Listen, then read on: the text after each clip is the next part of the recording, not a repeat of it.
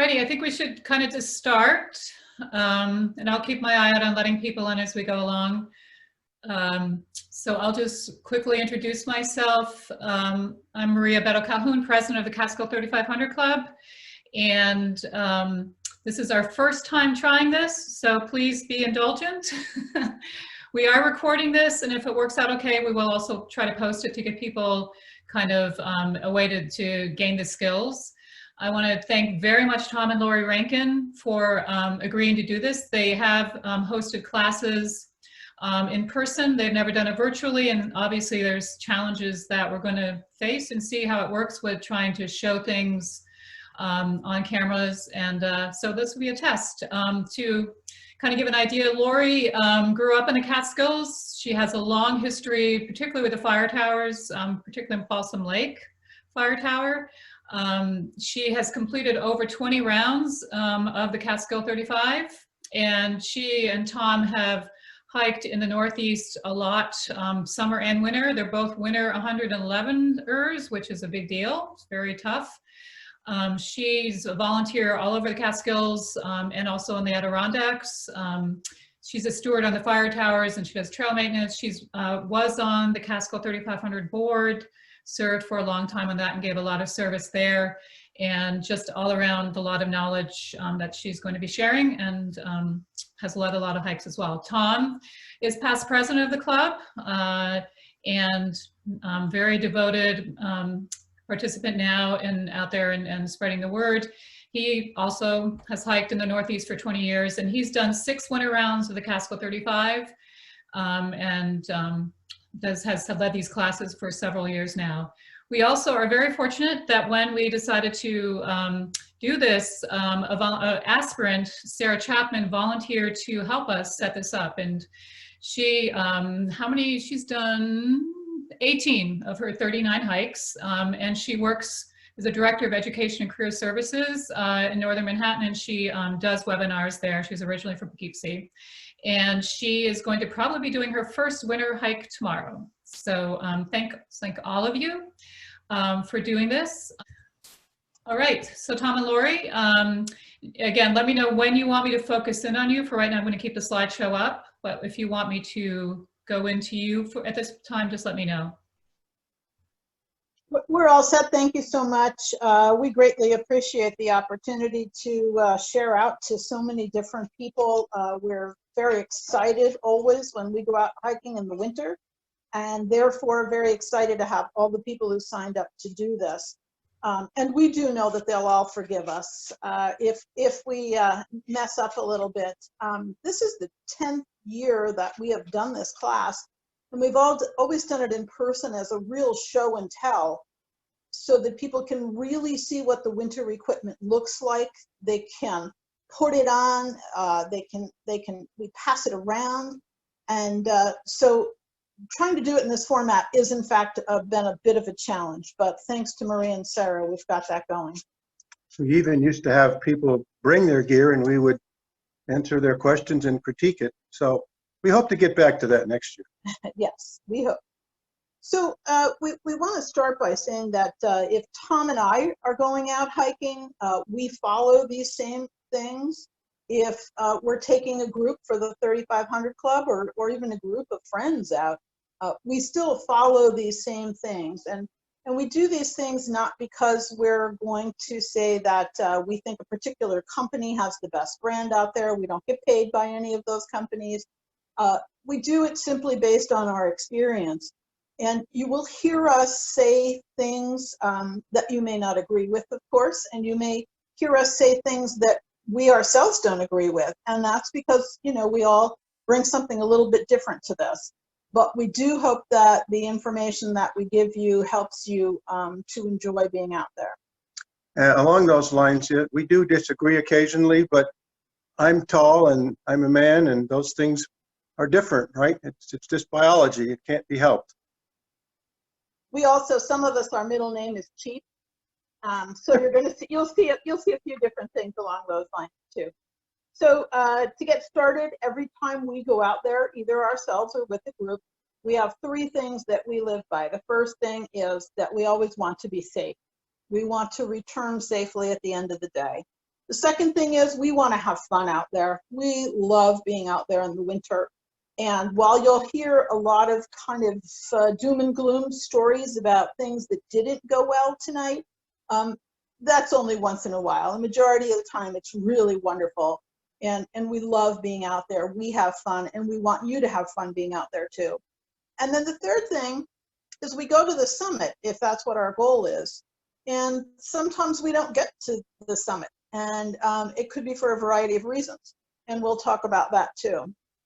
We are going to talk over and over again about the same things. We're going to say practice, practice, practice. And you'll hear us say that throughout the evening over and over again. If you want to be good at playing soccer, you practice at it. If you want to be good at bowling, you practice. Same thing with hiking. We do not recommend getting something brand new and then going out on the side of a mountain and trying it out for the first time. We've had people take stuff out of the package halfway up the mountain. Oh, yes. Don't be that person. The other thing we're going to talk about is how important redundancy is in winter hiking. In the summertime, if something fails you, like let's say your headlamp fails you, maybe your boot lace fails you, well, it's an error you can get away with. In the wintertime, there's very little room for error. And to help prevent any possible error that may happen, you're going to hear us be recommending redundancy in a lot of your gear and equipment. We want you to have more than one pair of gloves, more than one headlamp, etc., that kind of thing. The other thing, if you want to, oh, you've already got the slide up for Hike Safe. Hike Safe is something that is called the Hiker Responsibility Code. It was developed in New Hampshire by New Hampshire Fish and Game. And it is a code that we follow during all of our hikes. The first code, I believe we have a slide on this, is that you should be prepared with knowledge and gear. And you're already doing that by attending this class today, so that's great. You should always be prepared and leave your plan with someone. Someone who's not going with you. And a backup plan. We're going to talk about that in detail shortly. To stay together. If you go as a group, you should stay together as a group. You should be prepared to turn back if you need to. You should be prepared for emergencies. And that means things like taking a first aid class or a map and compass class, which this class will not cover. And you should also be responsible for sharing this code with everybody else out there.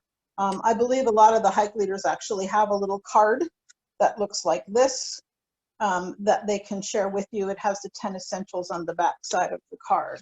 We'll be sending out Laurie, information. I'm going to interrupt you for a second. You'll be sending something out to people afterwards, right, with this? Yes. So you don't have to take notes on this. I think that you'll get something in writing afterwards. And Laurie, can you show that card to the camera that is doing the demonstrations? There we go. I can, Thanks. except that it's going to have to be sideways.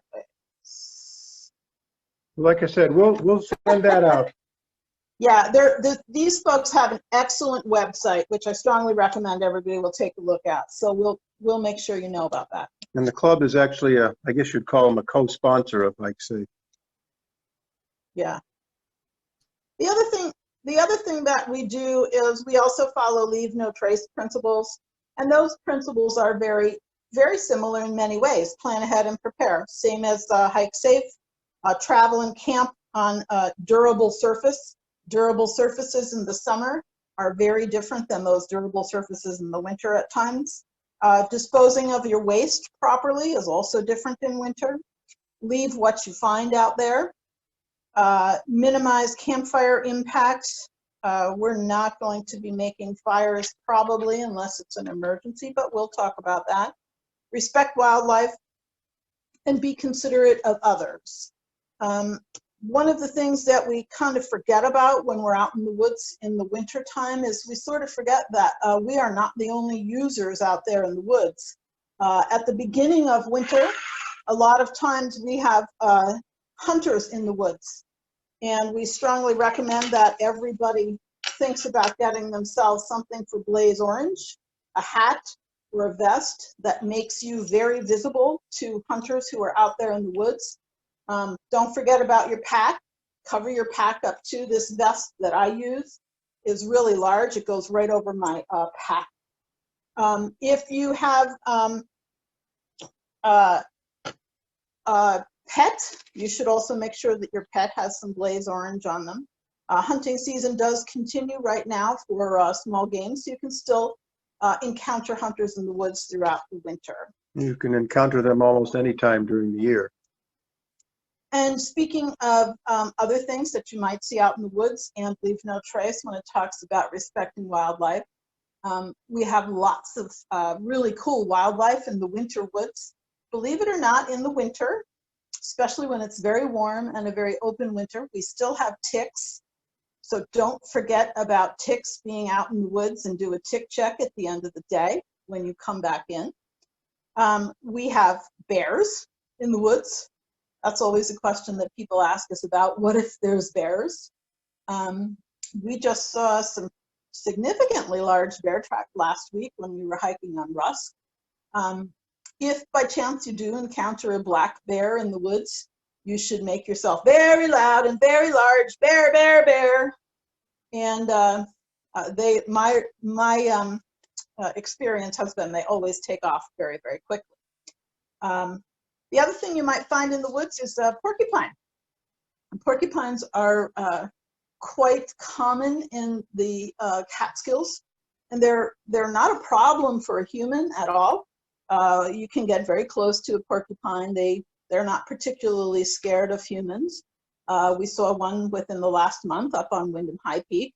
However, if you have a canine companion, they can be a real problem for a canine companion. So we recommend that you make sure that you either have your dog under on a leash or under voice command, and that they will listen to that well, because we have seen dogs in the winter that have encountered porcupines, and their whole face is just covered with quills, and there's a big swath of blood in the snow, and it's a long ways to a vet when your dog's on the top of a mountain.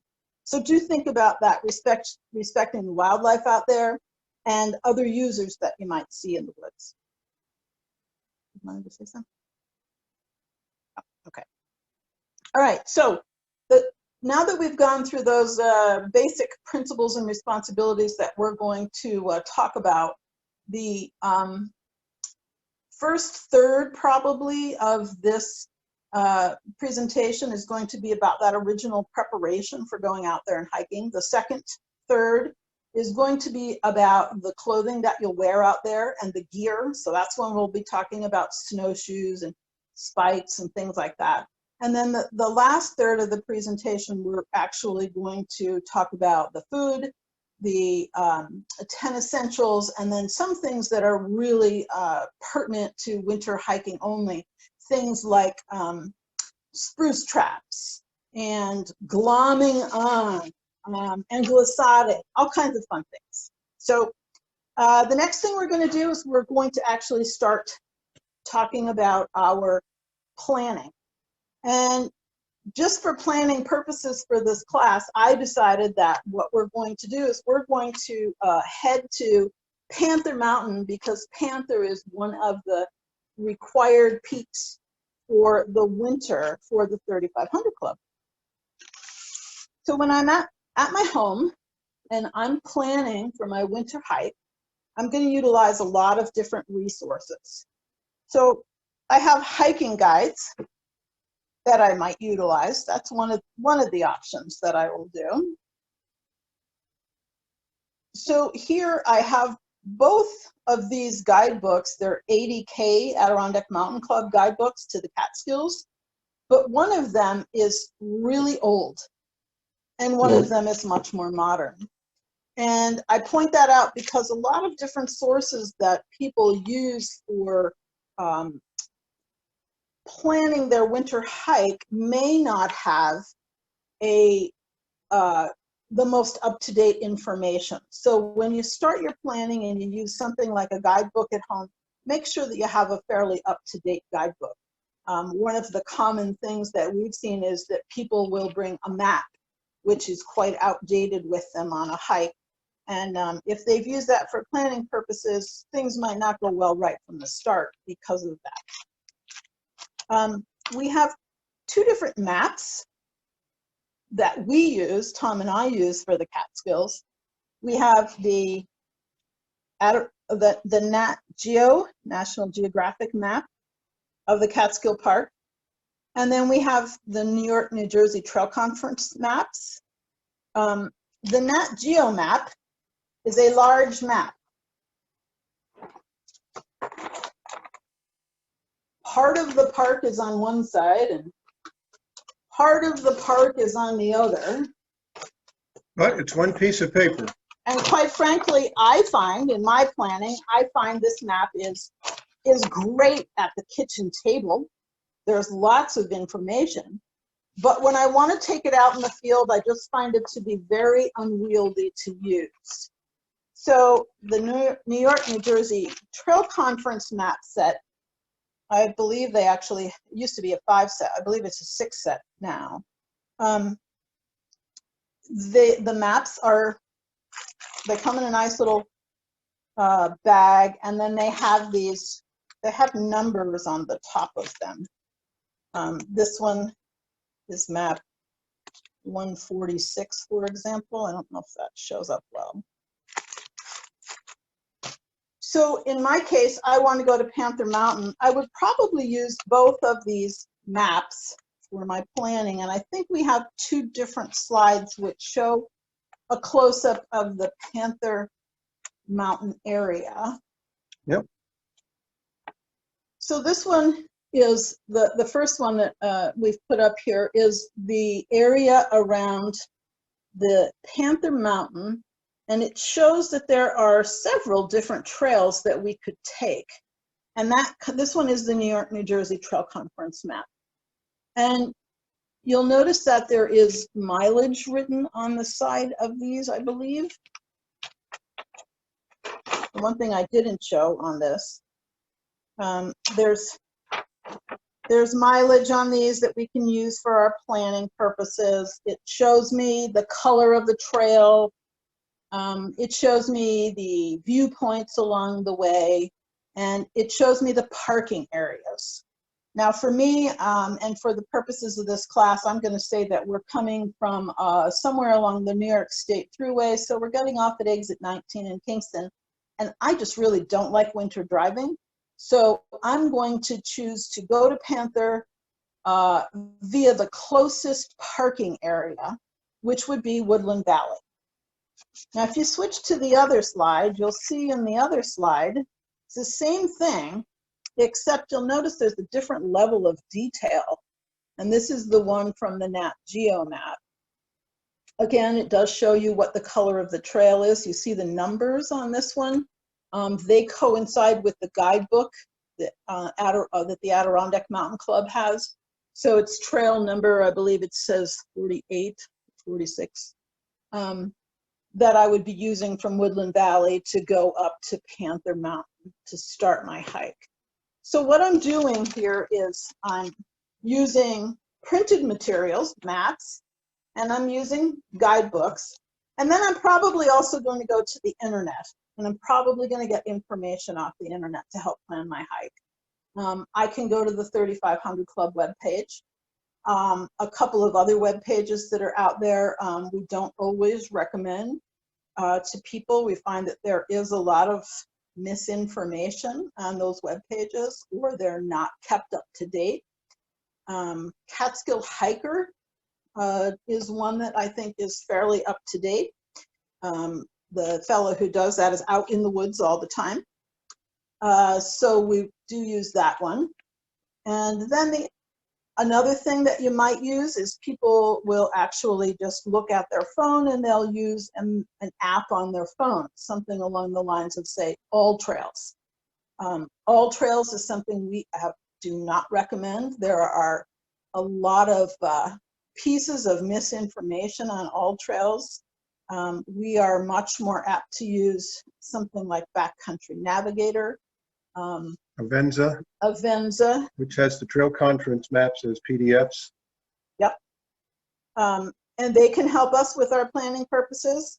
And then the other thing that happens a lot nowadays with planning purposes is that people will go to a Facebook group and they will begin to ask questions.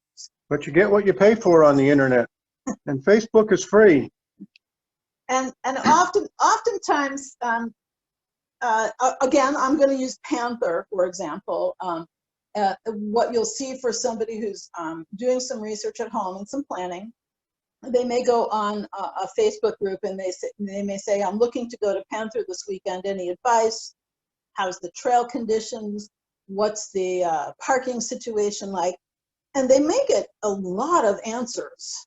And those answers may be coming from a person who's very experienced and has been there recently, or they could be coming from somebody who's very experienced but hasn't been there in 20 years, or they could be information that's coming from somebody who went there once in the middle of summer. And the thing that I always get a real charge out of, quite frankly, is that people will say, oh, it's really easy, it's just a short little hike, and they have no idea that the person who's planning has no idea, based on that information, if the hike is starting from Woodland Valley like they're planning on doing, or if in fact it might be starting from Fox Hollow, which is a longer hike. So again, put all those things together when you're planning, but take a lot of them with a grain of salt and weigh them carefully. We very strongly discourage people giving time estimates, because I have no idea if you're a marathon runner or if you're just starting out, if you're overweight or whatever. Times can vary by easily a factor of 3 or 4. So if someone says, oh, you can do Panther in 2 hours, your mileage may vary. Yes. However, for planning, it is important to have an idea of how long you're going to take to get from point A to point B. And the reason is, like they say in Hike Safe, you need to leave your plan with someone. And part of your plan it does include time estimation. So I believe the next slide has our plan written out from Woodland Valley. So this is just a sample, but let's say our plan is to arrive at the Woodland Valley trailhead at 8 in the morning. And then we've already determined the route of travel. We're going to take the yellow trail, which is called the Phoenicia East Branch Trail, and we're going to take that up to the junction of the Giant Ledge Panther Trail, and that's 2.75 miles. I did not include here in my trip planning the elevation gain, but you certainly should think about that and put that in there. And I've decided it's going to take 2 hours to get up to the junction. And then once I'm at the junction, I'm going to turn right on the blue trail, and it'll take me 2.5 miles to get to the summit of Panther from there. So I think that's going to be another 1.5 hours.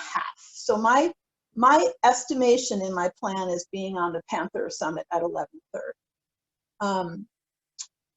Then I'm going to return back to Woodland Valley the same way, and I'm going to get back to the trailhead, I think, by 3 o'clock. So who cares, right? Well, somebody will care if you don't show up back at the trailhead and make a call. And that somebody that you're going to leave this plan with needs to be somebody, like Tom said, who's going to be at home, and somebody who cares. So let's, again, for planning purpose, let's just say it's my sister. She stays home with a couple small children. I leave my plan with her.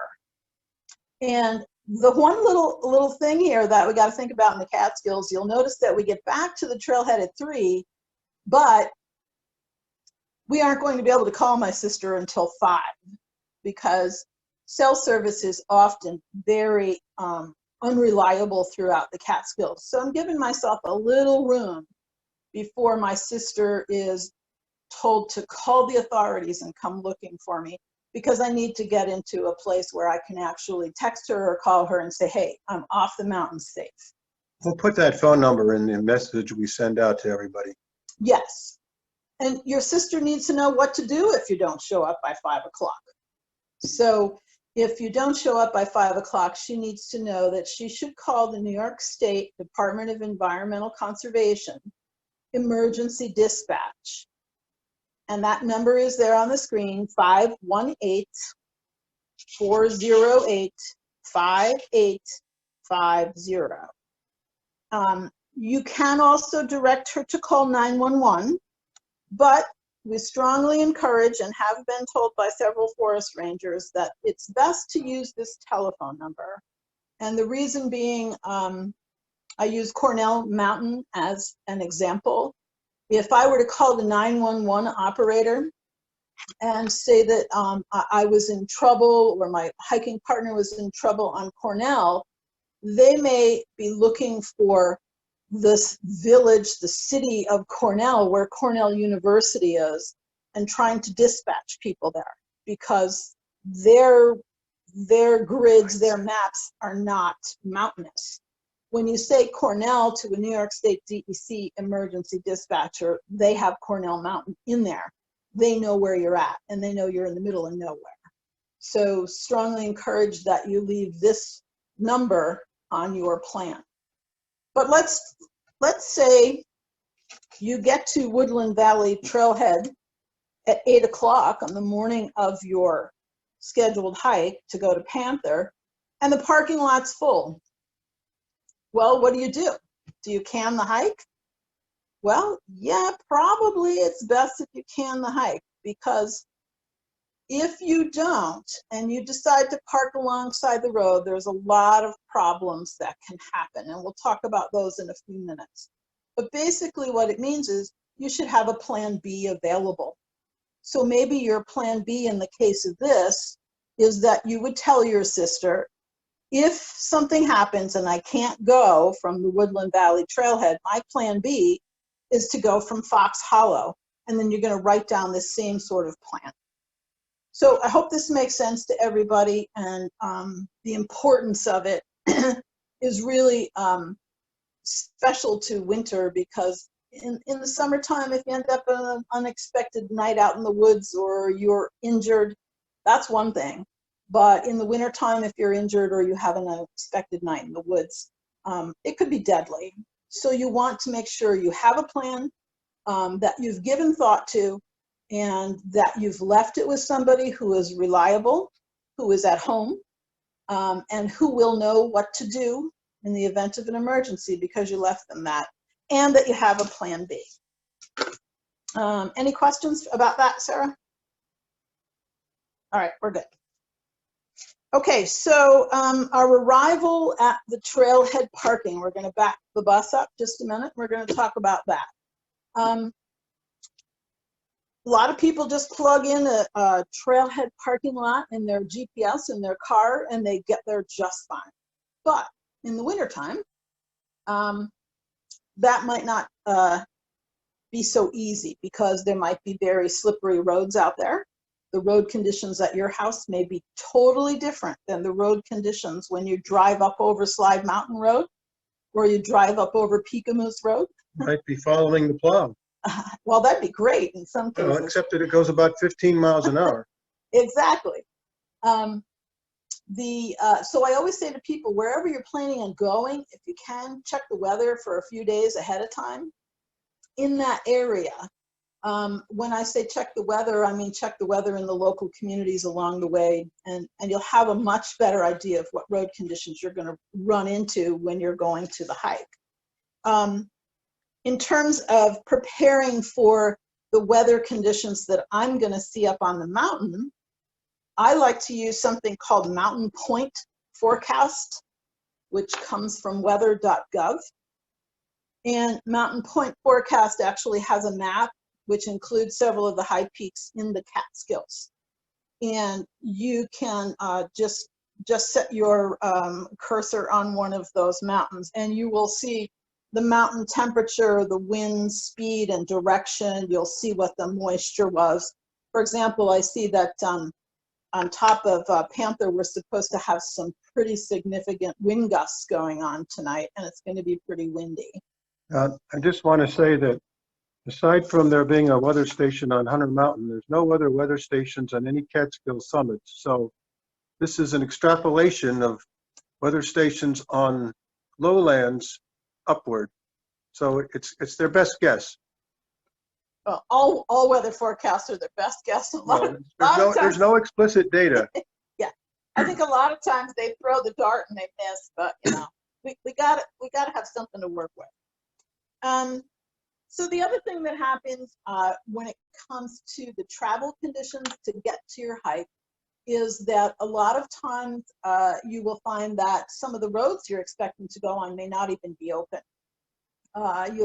We have several seasonal limited use roads in the Catskills. And we have a few that were flooded out recently. Yes, and I know the 3500 Club has been keeping everybody up to date on that. So go to the 3500 Club website and their Facebook page, and you'll see a post about that. But there are some roads that are not kept open, which have major trailheads at them. For example, Blackhead. And so that road right now, we've had kind of a quiet winter. But if you were to back up to just before winter, when we had 30 inches of snow, it's important to know they are not going to plow certain roads. They're not kept open. Some of them are actually gated, and some of them actually have concrete barriers, and others, well, some people take their chances. We've seen a lot of tow trucks, and we've helped shovel people out of some of these roads. So be aware of that. I've heard that a tow truck will charge you several $100s if they're even willing to come and pull you out of places. So to make sure that we can get in and out of a parking space carefully, we have a couple things that are always in our car. One of them is the New York State Atlas and Gazetteer, because sometimes we lose our satellite signal in the mountains. We always have some ice melt in the car. We always have a shovel in the car, and we have shoveled ourselves in and out of many trailheads in order to be able to get a place to park. We also drive with winter tires on. So we're usually good with getting in and out of a parking area. On the 3500 Club website, under resources, I believe, is a list of what parking lots are plowed by New York State DEC and what parking lots are plowed by local municipalities. And that's really good information to have in your trip planning. The reason is that New York State DEC does not have the resources to have somebody out there plowing 24/7. And so New York State DEC, if you have a snowfall that comes at noontime on on Friday, is probably not going to get to all of the trailheads before they leave for the day, and they're not back on duty until Monday. So you might find from a Friday afternoon snowfall that there will be no DEC plowing that occurs until after Monday morning. If you're lucky. Yeah. One of the other things that we do always when we get to a trailhead is we back our car into the trailhead. Reason we do that is that we've had to help people who've left their lights on and had a car that had a dead battery and they had to be jumped. So we just always recommend backing into parking.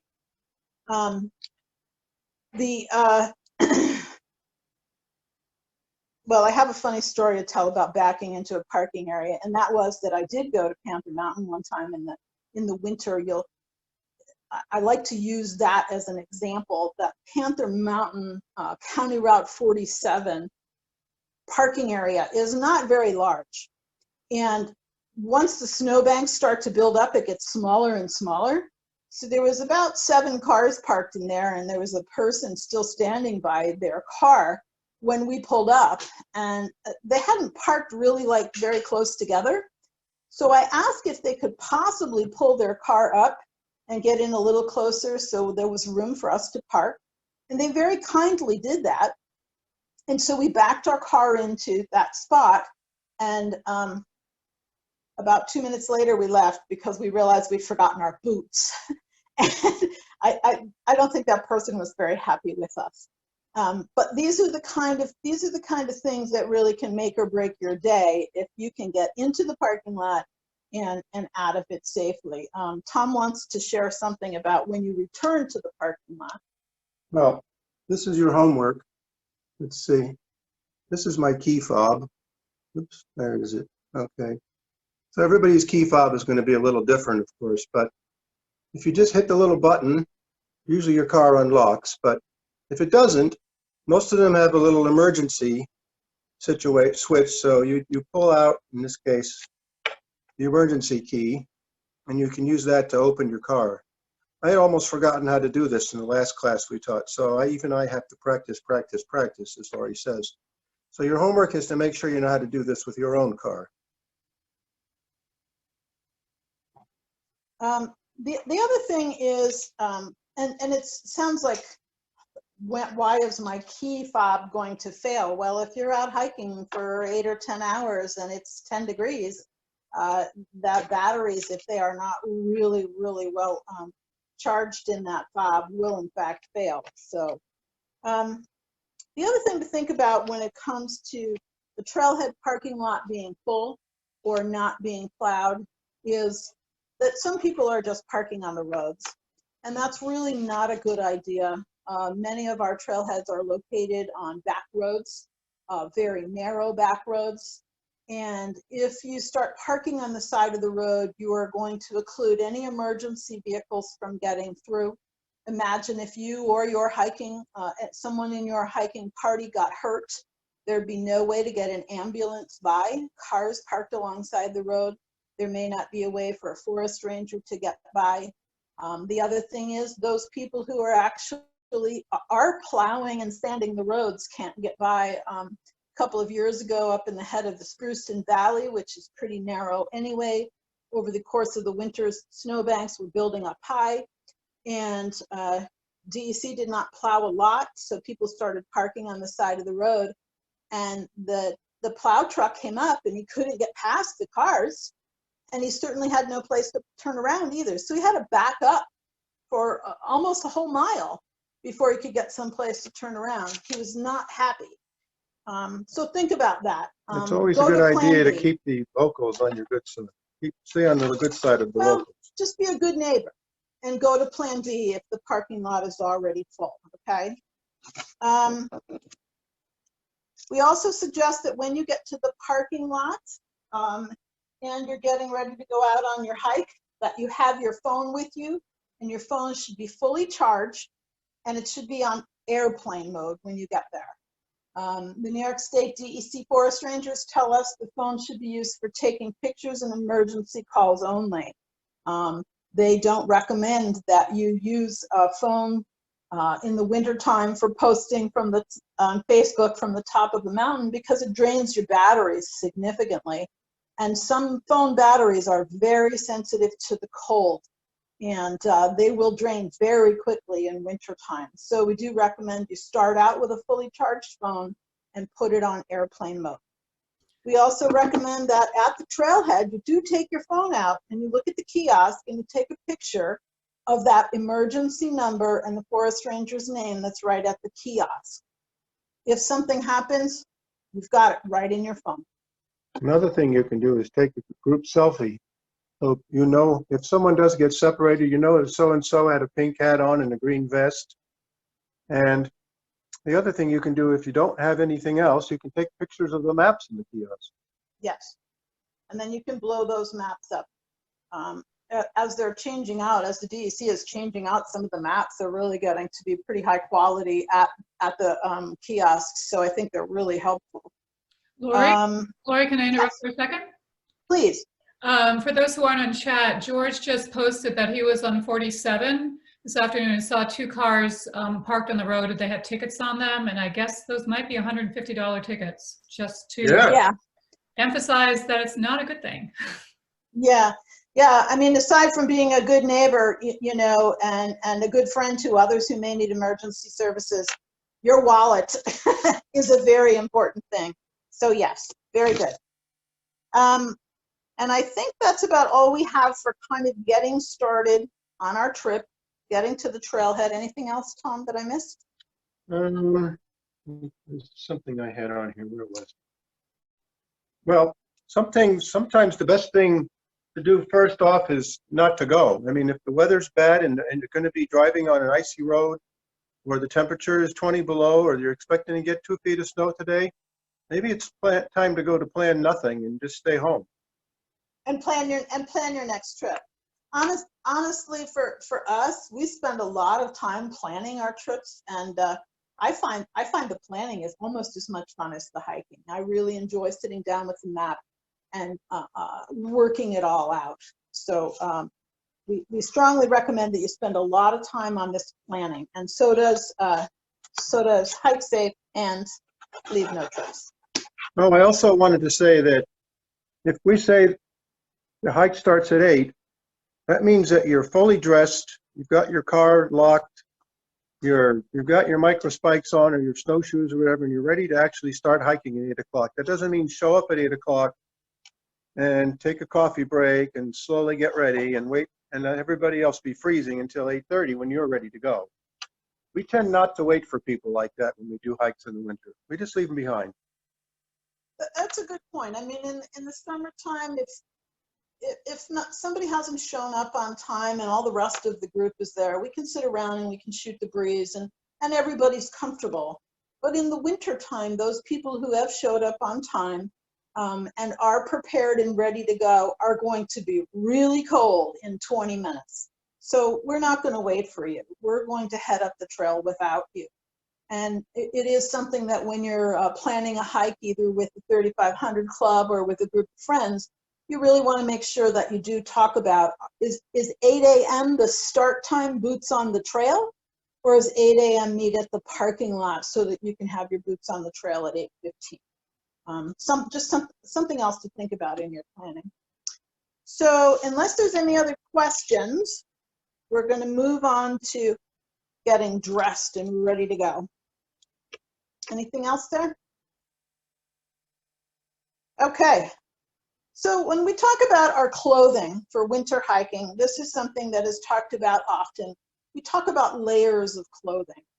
And we generally talk about that first layer of clothing that's closest to your body is a wicking layer of clothing, which simply means that wicks the moisture away from your body.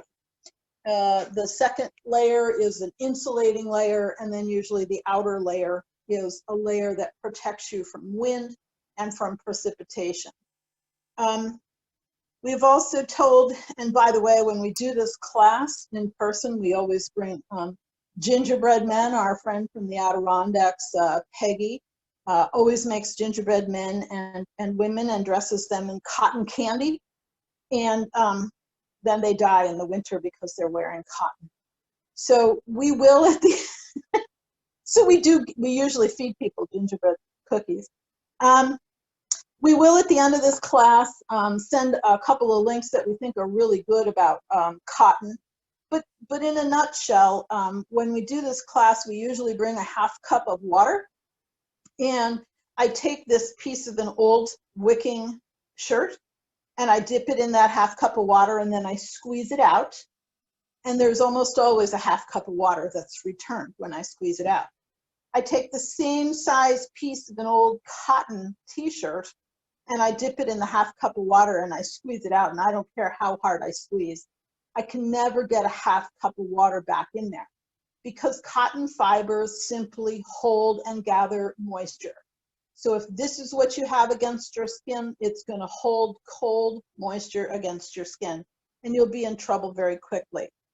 Moisture management and comfort is why these layers are all so very important. And moisture in the winter leads to hypothermia. So we're going to start at the top. And at the top of our heads, believe it or not, we layer what we put on our heads. So we're going to start out with one possibility, which is just a simple ear band. And I find that as I shed layers and warm up, an ear band is often all I need. You need to sometimes cover your entire face. I like to wear a very thin silk balaclava. It's very, very thin. If it does get moisture, like on the front of it from my breath, I can warm it back up and thaw it out on a cold day. I have a really cool buff from Leave No Trace here, which it comes in handy during COVID, but also is a good thing to wear. You can pull that up over your face as well. I do have my favorite New England Patriots hat, which goes over top of everything for Patriots. And then on a really, really cold day, this is actually a mask which can go completely over my face and nose. It's pretty thick. And I use this above tree line, and it goes all the way around, and it hooks with Velcro on the back. Tom's layering. I'm that guy on that commercial. What's his name? Robert? I don't know. This one is thin enough that I can still see everybody. You can pull this one all the way up over your face if you want to. You can wear it over your nose. Bring it down to here. You can bring it down to here. You can take it off. So they're very versatile. They're much more versatile than a hat, in my opinion. Although I do see plenty of people wearing hats and earmuffs and whatnot in the winter. It's something that you have to decide, you know, what keeps your head and your face warm and comfortable. But not sweating. Without sweating. Yeah. Tom, you know, so this is another piece of gear, and that is. This is just something you can get at a ski center or whatever. You know. Yeah. This is this is usually necessary in the Catskills, but above tree line and other places, it can be very handy to have goggles. And the goggles can actually go on and cover up that one part of your face that the balaclava does not cover. Yeah. If it's extremely windy, then you do want to have every inch of your skin covered. Yeah. Tom, I do see it. There's a quick question. What was the face covering that Tom just put on? Was that silk, Tom? What was the material? To be honest, I'm not sure. I believe it's a light fleece. Let me see if it says on the sticker here. Put my glasses on. And the last layer that I want to talk about for on my head is a hood. And a hood is really important to have on at least some of your clothing in the winter time, because when you go through branches that are covered in snow, that snow is going to go down the back of your neck unless you have your hood up. So this balaclava is made out of silk, and it's 7% spandex as well. So it's very stretchy. One other thing, when it comes to the upper layer, I'm also somebody who usually wears glasses, and I don't have one of those hats, but they do make winter hats that have a little bit of a brim on them, and the brim actually kind of helps to protect your glasses. So I just threw this hat out here for something to talk about. It's not a piece of gear I have, but I think it's a piece of gear I am going to get, because I don't want that snow on my glasses. So then the next thing I thought we'd talk about is layering on our hands. And you do remember I said my middle name is Cheap.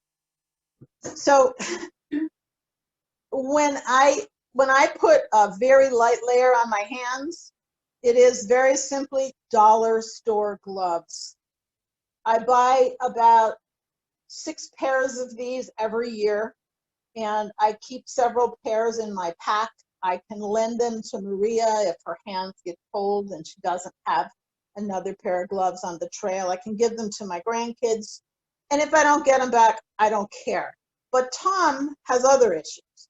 Well, I wasn't going to talk about Renaults yet, but I'm just going to say these gloves cost more than $1. Yes. But they do have, you can, if you Google gloves that you can use a cell phone with, which everybody has a cell phone these days and wants to use it for whatever reason. They make gloves now that you can swipe and touch, and you can basically keep the glove on and not have to expose your fingers to the cold while you're using the cell phone. So they don't cost $1, but to me they're well worth it. I like to wear something that's called a grommet.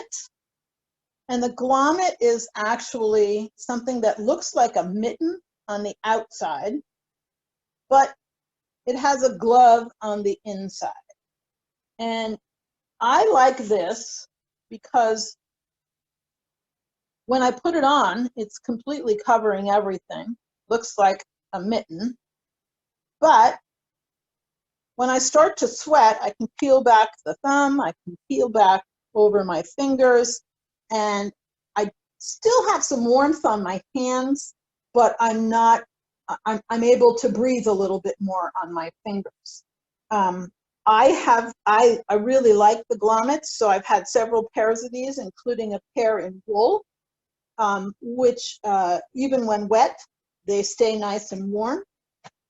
One problem that Tom and I found with grommets a few years ago, we were on a Catskill bushwhack, and we had the compass in our hand, and the compass was going crazy. And the reason was this had a metal magnet in it so that it would stay back over here, and so did my thumb, and it completely messed up the compass. So be aware, if you buy these, some of these have a Velcro piece that you can hold this piece back, but some have a magnet, and the magnet will affect the use of your compass. You'll have to take your glove off. All right, so I've got one of each here. I usually wear mittens because, as I already alluded to, I suffer from the nose syndrome. The mitten, of course, is going to keep your fingers together, so they tend to stay warmer. But of course, the glove gives you a little more dexterity and freedom of movement. You need to put your snowshoes on or take your snowshoes off, whatever. I'll just spend a couple seconds talking about Raynaud's. If you have Raynaud's, you probably know what I mean, and if you don't, you probably don't understand it. The trouble is, some people, if they're cold, their body shuts down circulation to their extremities. So your fingers get numb and they get white, and it's very uncomfortable. And of course, my doctor warned me, don't let it happen, because the more you let it happen, the worse it gets. So I try to take that advice to heart. I start out with hand warmers in my mittens, and I keep in mind that it isn't just about how many layers I have. I can put 6 layers of gloves on, and that doesn't help if my body isn't warm enough. Yep, there's the hand warmers. There's hand warmers, there's toe warmers, there's mega warmers. You buy all kinds of things. You can even buy USB hand warmers these days that have lights built in and all kinds of gizmos. But anyway, you got to keep your body warm enough so that it doesn't think, uh-oh, I'm getting cold. I need to start restricting the circulation of my extremities. Right, there's my Raynaud's pitch. But I'm not a doctor, and I don't play one on TV. So there are numerous glove and mitten options out there. I do have mountaineering gloves, which have a lining in them that I can completely pull out, so I can dry these both at home. And I also have a pair of down mitts. And I got the down mitts when we were doing a lot of hiking above tree line, and they are so warm. I could never wear them hiking uphill unless I was above tree line, or my hands would be sweating. And therein lies the problem with my down mitts, and that is that the lining does not come out of the down mitts like it does in my gloves, and so they're very hard to dry. I did see somebody asked a question basically about price. There's a lot of ways to save money with shopping and gear. Of course, if you buy out of season, things tend to be cheaper. You can look at places like Steep and Cheap, and I don't know what else, but there are, as Laurie mentioned, there are creative solutions to some of these issues. And Tom, with those pricey hand liners, what are they? I'm sorry? The pricey hand liners, what are they? Your glove liners? There's lots of different glove liners on the market. Any of the gear stores should have them. I think they start around $20, $25.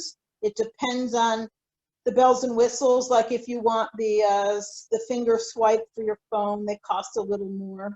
And I wanted to talk just a little bit more about the hand warmers. One of the things with the hand warmers is, and I don't know if this is going to be close enough to see, there is an expiration date on the hand warmer.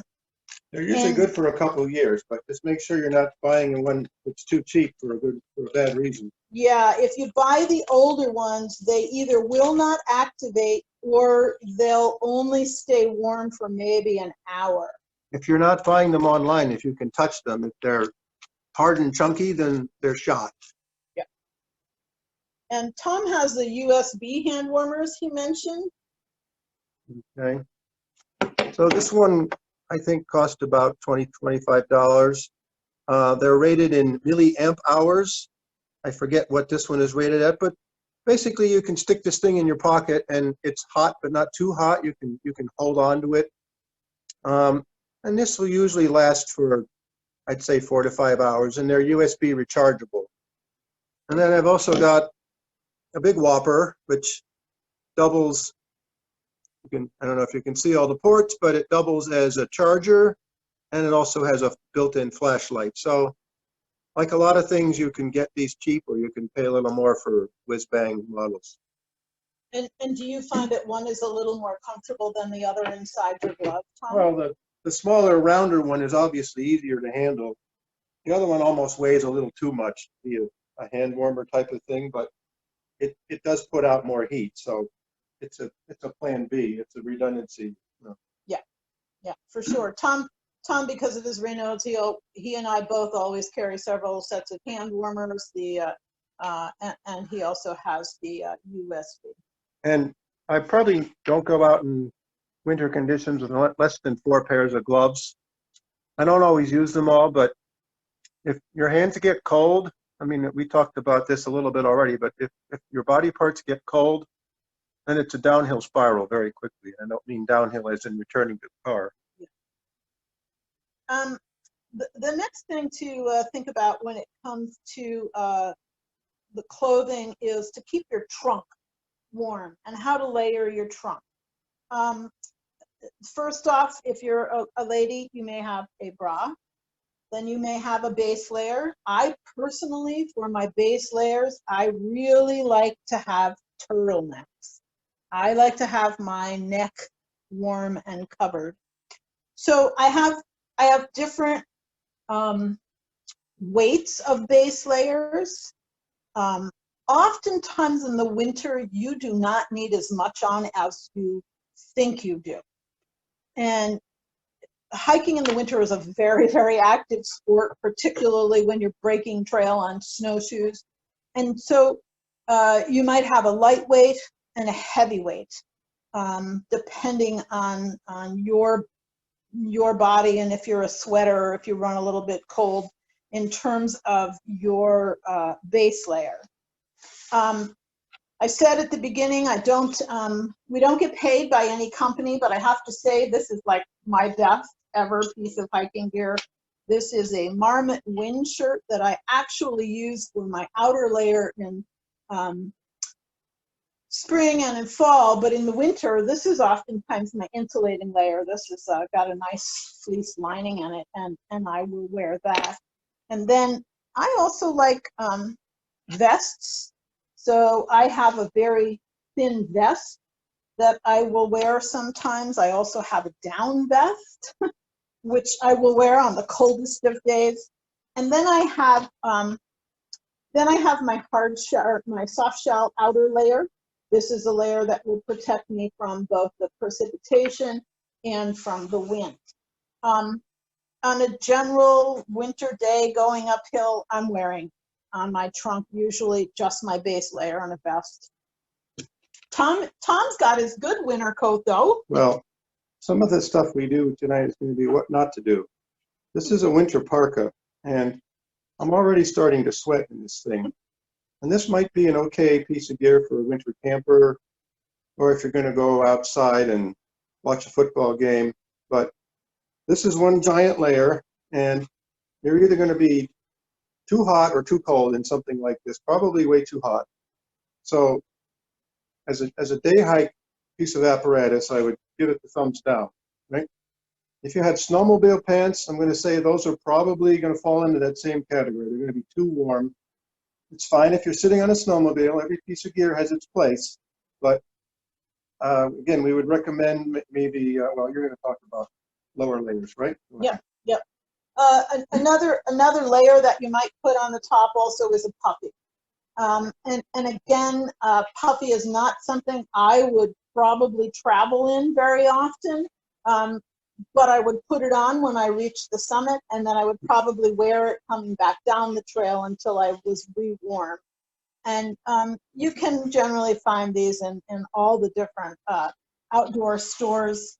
One of the things to think about, particularly with all these items that might go on your trunk, are the pockets in those items or the lack thereof.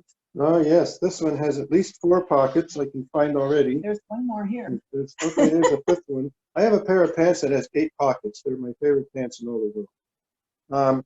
Apparently, women's gear don't have as many pockets, No. but you can keep writing in and sending them your cards and letters and telling them more pockets in. Yes. A puffy, in case you're not aware, is something with, I guess, a lot of down in it. Is that? Yeah. These things pack down to almost nothing, but they will warm you up quickly. Very good piece of gear to have in the winter. Yep. Aside from the pockets and making sure you have some pockets, one of the other things that we recommend is that you put just one item in each of your pockets. So for example, if in your front right-hand pocket is where you're going to keep your phone, then that's where you should always keep your phone. Because what if you put your gloves in there and you took your hat off and you put it in there, and then when you took your hat out, you accidentally dropped your phone. You might not see your phone ever again. Drops Right. into deep snow. So dedicating each pocket to one piece of gear so that something else doesn't accidentally fall out while you're using it is important. And then here's one other feature for those items that go on my trunk. I find that some of the gear comes with the thumb hole on the sleeve, and I really like this feature. It helps to keep the wrists warm, to keep the snow and the wind out. So that's something else I happen to prefer. Before we leave upper layers, this is a soft shell jacket. Laurie got me this as a Christmas present, and apparently it wasn't cheap. But this is one of my favorite pieces of gear. This will keep you warm, and it is relatively breathable. I'm not going to say it's waterproof, but it's water resistant. I mean, if it was raining hard, I wouldn't be wearing this, but if there was snow falling, or if there's a little bit of snow that's going to slough off the tree, you can, you know, give it an arm check, and a little bit of snow can be brushed right off of this kind of garment. It does have the 2 inner pockets and the 2 outer pockets. And this is where I keep my phone, right here next to my chest, so it stays on longer, hopefully. This doesn't have pit zips, but I was going to mention there's ways to vent with and change how warm you feel without taking any clothes off, right? You can adjust your balaclava, you can adjust your gloves, you can unzip something if it has a zipper, you can undo pit zips if that's the case, and we'll talk more about lower layers when we get to that.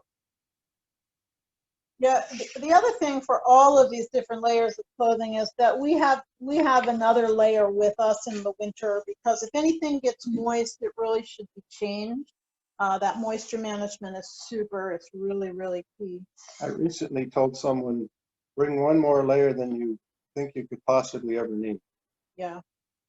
My base, I have several different base layers that I can put on the bottom half of my body.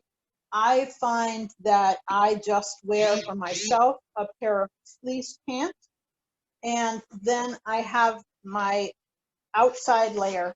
My outside layer of pants has several features which I think are extremely important. The first feature on them is that they zip up the side. They also zip up the side from the bottom. The zipper will unzip all the way. I can kind of like a diaper. Yeah, I can literally take them off with my snowshoes on, for example. And I find that's extremely important. They clasp across the waistband with 2 different Velcro strips on them. And I can also vent when, like Thomas was talking about the venting, I can just open the sides of these up. Yep, And as much as you want, all the way up or all and the way down. And I can vent. They are quite slippery. So if I want to do some glissading, they're really fun for that, glissading being sliding downhill. However, if it's really slippery conditions and I do not want to glissade, they can actually be a problem, because if I slip and fall, I will slide far.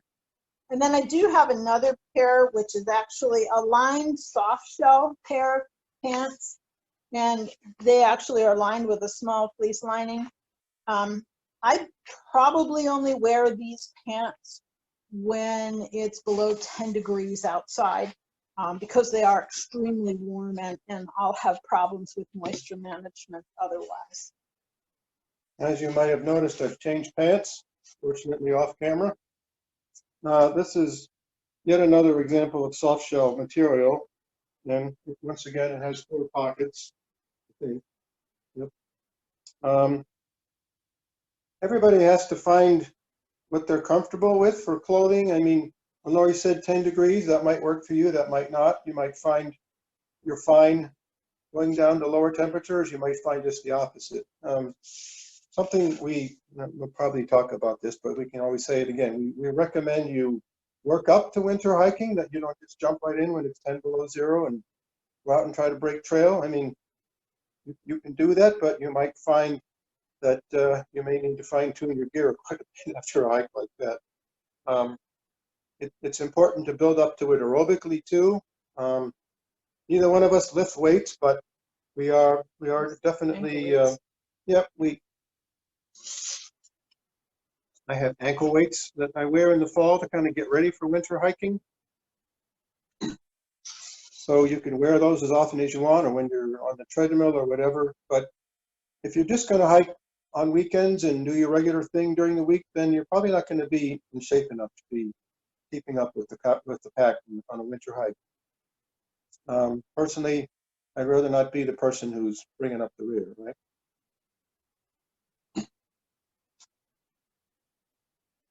On the other hand, the wintertime hike should always go at the pace of the slowest person. And there's a reason for that. But you don't want that person to be exhausted. No, we don't want that person to be exhausted. We want them to stay within their comfort zone. And other people on the hike should be able to stay at that same level by adding a simple layer and maintaining that same pace. If people try to keep up with the fastest person on a hike, then you're going to have people who are going to run into issues with fatigue, with moisture management, and pretty soon you're going to have a real mess on your hands. So we always say you should proceed at the pace of the slowest hiker. And you know, today that hiker might be me, today it might be you. Who knows? But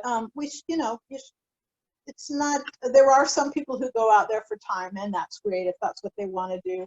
But on a general winter hike, we don't try to be speed demons out there. Speaking of that, that was something that I didn't mention early on when we were planning our hike. In winter, of course, daylight hours are very, very short. And so we oftentimes do plan to start a hike earlier than we might in the summertime. We have had some hike participants who were groaned a little bit when we said boots on the trail by 8 o'clock. They were like, yeah, but I got to drive 2 hours. And 4 hours. Yeah, and we understand that. We get that. But we also, sometimes, depending upon the length of the hike that we're doing, we need daylight hours. And sometimes we actually will start in the dark, and we will start under headlamp. I like to start a hike under headlamp in the dark because we are well rested, presumably, and we are fresh. So we can more safely traverse in the dark.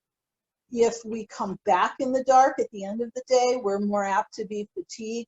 And there could be a fatigue factor that when the shadows of hiking by headlamp may cause some issues. So do pay attention when you're doing your hike planning to the daylight hours, the number of daylight hours, and when sunrise and sunset is. And now I need just a quick minute to move some gear over to the table so we can talk about our feet. Tom, if you want to start talking about socks, I'll move some more gear over, please.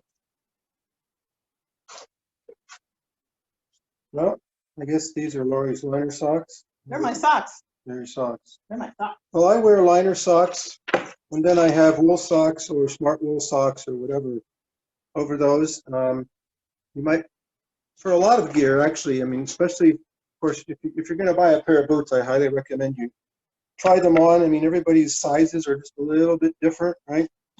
Even if you're going to buy online, it might be better to go to a local store and check something out. Of course, we do encourage people to buy local. There's some great gear stores in the Hudson Valley and in the Catskill area. Morgan Outdoors is one of our favorites down in Livingston Manor. And they do rent gear too. Kenko. There's Kenko, yeah. So some of these things, if you're concerned about, should I really spend $200 or $300 for something, you can rent it, try it out and see if it's for you. If you're just listening to this class because you need to get those damn 4 winter peaks, that's fine. You know, we're here for everybody, but we are kind of aiming the class at those who are a little more serious about winter hiking and intend to continue. And either way, you know, that's fine, but a lot of the information in here, it will be geared for going on and, you know, becoming more experienced. And we admit that there's a lot of upfront costs involved in that, but if you buy good quality gear, it will last you a long time on the flip side of that.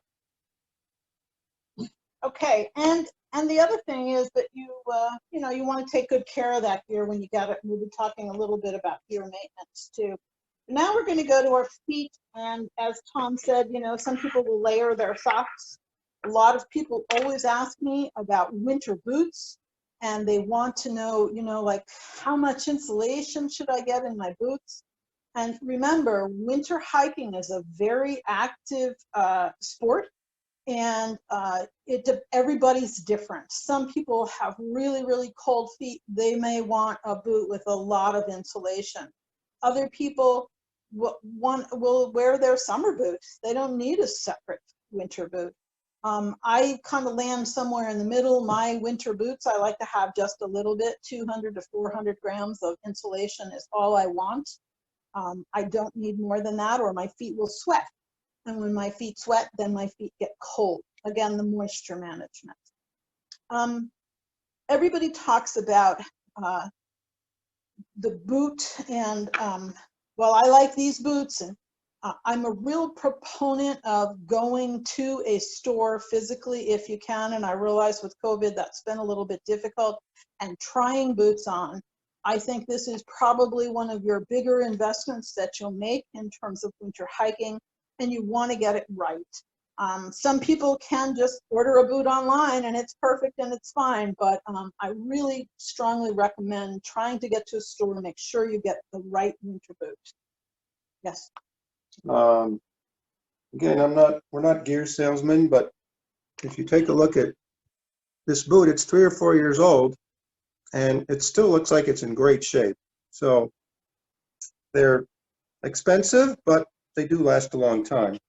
This one is, I'll say it's kind of rubberized at the bottom. I doubt if it's totally waterproof, but you can put different products on it. I think Laurie's got some of those here somewhere. And we both wear high tops in the winter, and I strongly recommend that for various reasons. It helps keep the snow and ice and whatever out of your boots. Gives you a little more ankle support. But if you see me in the summer, I'll be wearing very low-cut boots. You can also see that there's 2 different heights of boots here. This is my preference actually in winter. I like to keep my calves warm. People talk about traction devices. Traction devices are used to help you move around out there on slippery, icy, hard-packed snow surfaces. And some people will pick products that are sold to them as ice grippers or as creepers. And we're hoping that our demonstrations are going to show you some of the differences. Now, this is what they call a creeper, and it is a rubberized piece that goes around your boot. And if you can't see, the spikes are only about the size of these spikes are, yeah. Go ahead. Spikes are only about 2 or 3 millimeters long, if you can't tell. They're very, very small. And they're not very sharp. So we recommend those for going out to the mailbox. You know, if you got to shovel the driveway, it's not a bad product at all. But if you want to go out and hike, we recommend something different. Now, this is what's called the Catula microspike. And the Catula microspike, it comes in various sizes. You want to make sure that you get the appropriate size. And again, it's a rubberized piece that goes over your boot. You'll notice the front of it has a straight bar that goes over the front, so you'll always know this is the front. And then in the back, there's a tab that comes all the way up on the heel. You can see this one's had a hard life. Now, these are my old micro spikes, but you can also see when I put this down here by the camera, I hope you can see the size of this. And these have definitely been worn down. Which they are came very much sharper. worn, is certainly much, much better than what I just showed you.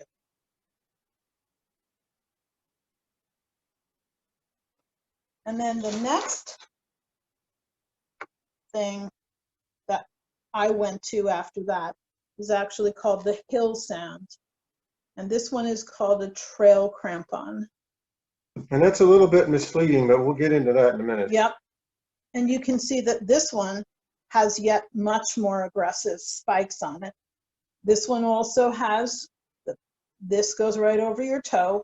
This one also says front, right on the rubberized part. Ooh, It comes up in the back, up over the heel.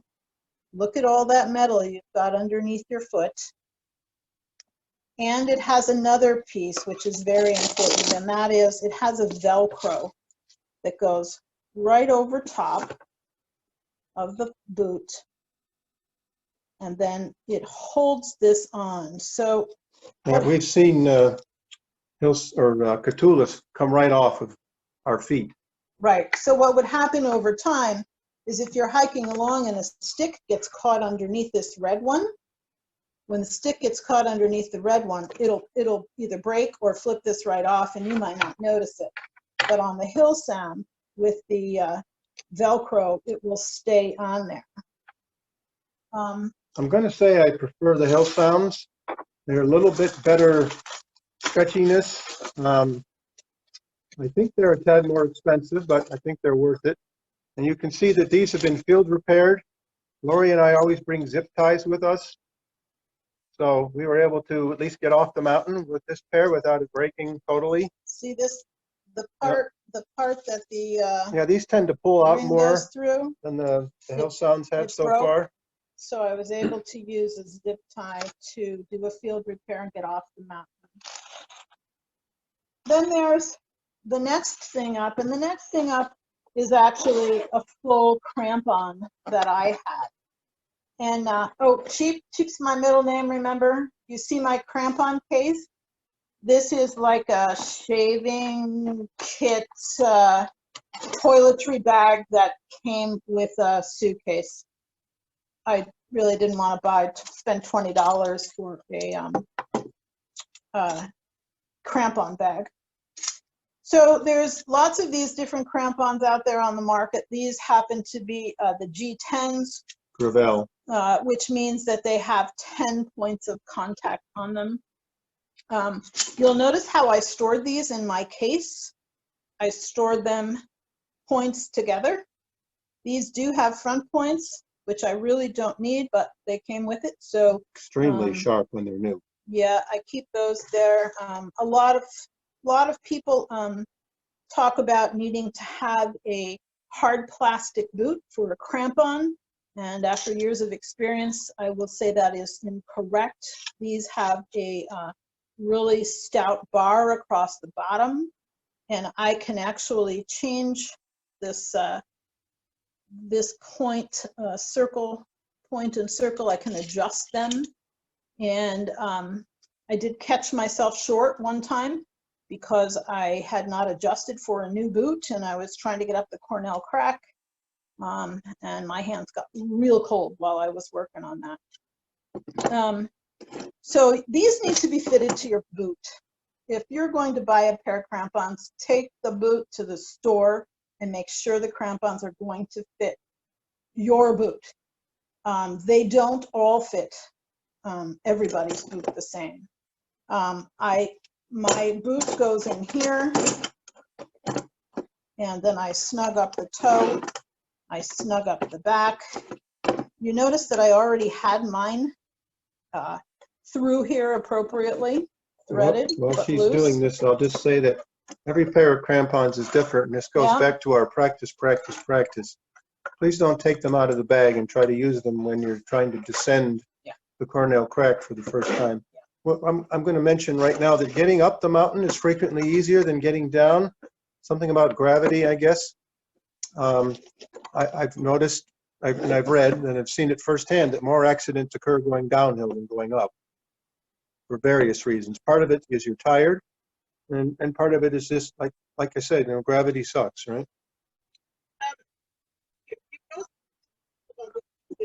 Here with this. You notice that I had a whole lot of extra on this. Some people have a tendency to cut something extra off. I do not. You have to realize when the manufacturer makes this that they have to give you enough so that it can fit a variety of boots. But I don't ever want to get rid of the excess. I just tie a couple knots in that and it's fine. And we'll hear people say, do I really need crampons for the Catskills? Sorry to be whiny, but, and we tell them it's the kind of thing that for most hikes and most conditions, you don't need them, but when you need them, you really, really need them. I mean, it could be the difference between falling down the Cornell crack and be able to walk down the Cornell crack with relative ease and getting injured. So Tom, I'm going to jump in here really quick. Can you Yes, kind of please. give us a rough idea of how we decide when to use microspikes versus when to use crampons?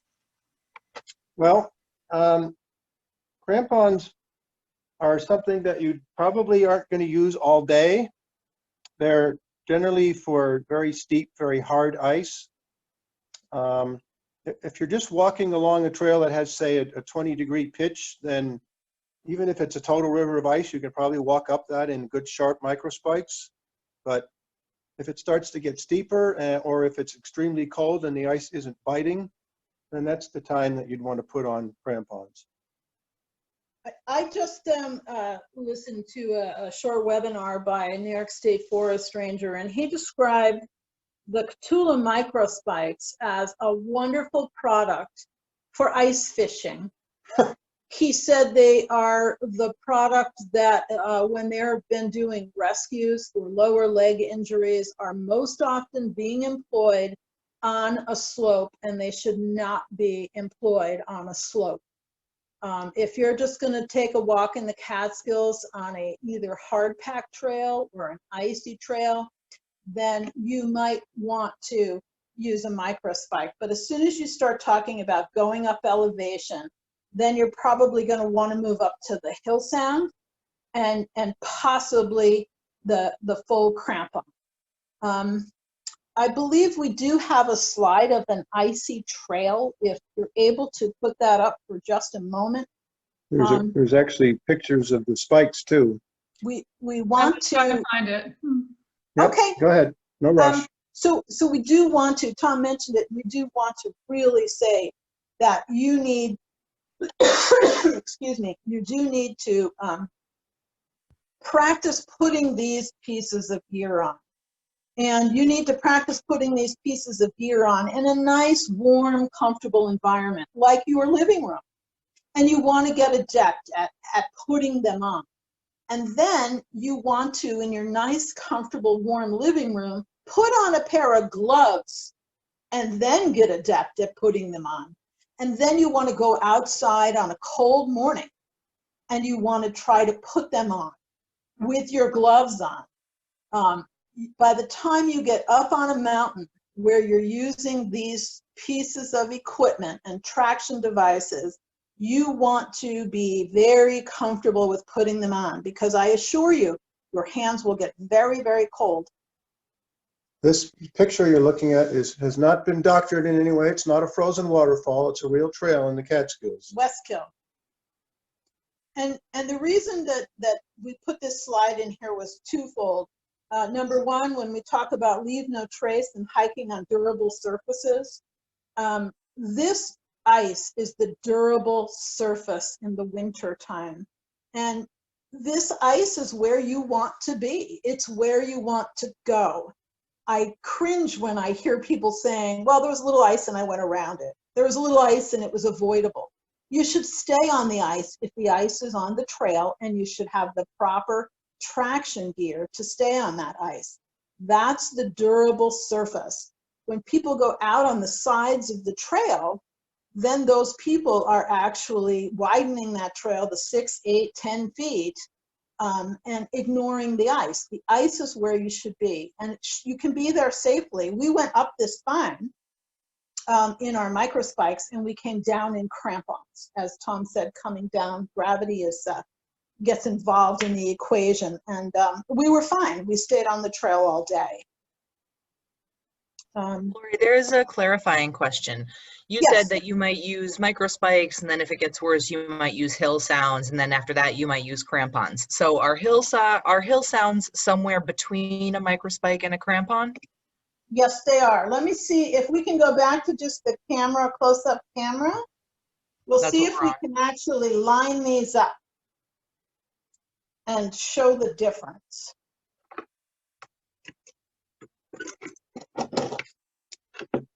So if you can see the differences in these spikes, you will see here, this is not as large as my finger. This one, the hill sound, is much larger. And then you've got this, the full crampon. It's also how sharp they're made too. Which is like 2 fingers. Does that help to clarify the differences a little bit? Yeah. Would hillsides still or hill sounds still be considered a crampon? I mean, sorry, a micro spike? A microspike is a trade name. Catula makes what they call a microspike, and Hillsound makes what they call a trail crampon. Those are just names. Yeah, they're names they gave to them, really. If you probably aren't going to buy both products. I mean, we happen to have both here for display, but I mean, if you really wanted a recommendation, I'd say get the Hillsounds. I do not carry both with me once. This is what I do. In the Catskill woods in October, we begin to get ice, and I will put the Hill Sounds in my pack. They weigh very, very little to have in your pack. At some point, depending upon the weather, sometime by December, I am putting the crampon in my pack. And then I have those 2 choices, markedly different choices. But again, the crampons really don't weigh that much, and I just kind of add one thing to the pack. And then depending again on snow cover, I would also have my snowshoe with me. It really is an individual choice here in the Catskills and the Adirondacks. They do have a regulation for snowshoe use, which says when the snow depth is 8 inches or greater, you need to have a snowshoe on, and they're changing that to 12 inches. In the Adirondacks. That's what I said. No, you didn't. Oh, I'm sorry if I didn't. In the Adirondacks, that qualification or regulation is there. But the thing that you want to avoid is you want to avoid utilizing any tool which is A, going to make you unsafe, because remember, we want to be safe out there, and B, that might make it unsafe for others because we want to be considerate of others. And there's this thing called post holing we'll get to in the last half an hour. Okay, any other questions, or can I jump to snowshoes, Sarah? We can continue. For those of you who are asking questions that I'm not jumping in with, remember, I'm just keeping an ongoing list of things to ask Laurie and Tom at the end. Thank you. Okay, so snowshoes. Tom and I have for years used an MSR snowshoe. There are many other snowshoes out there. This just happens to be what we want to use and are very happy with.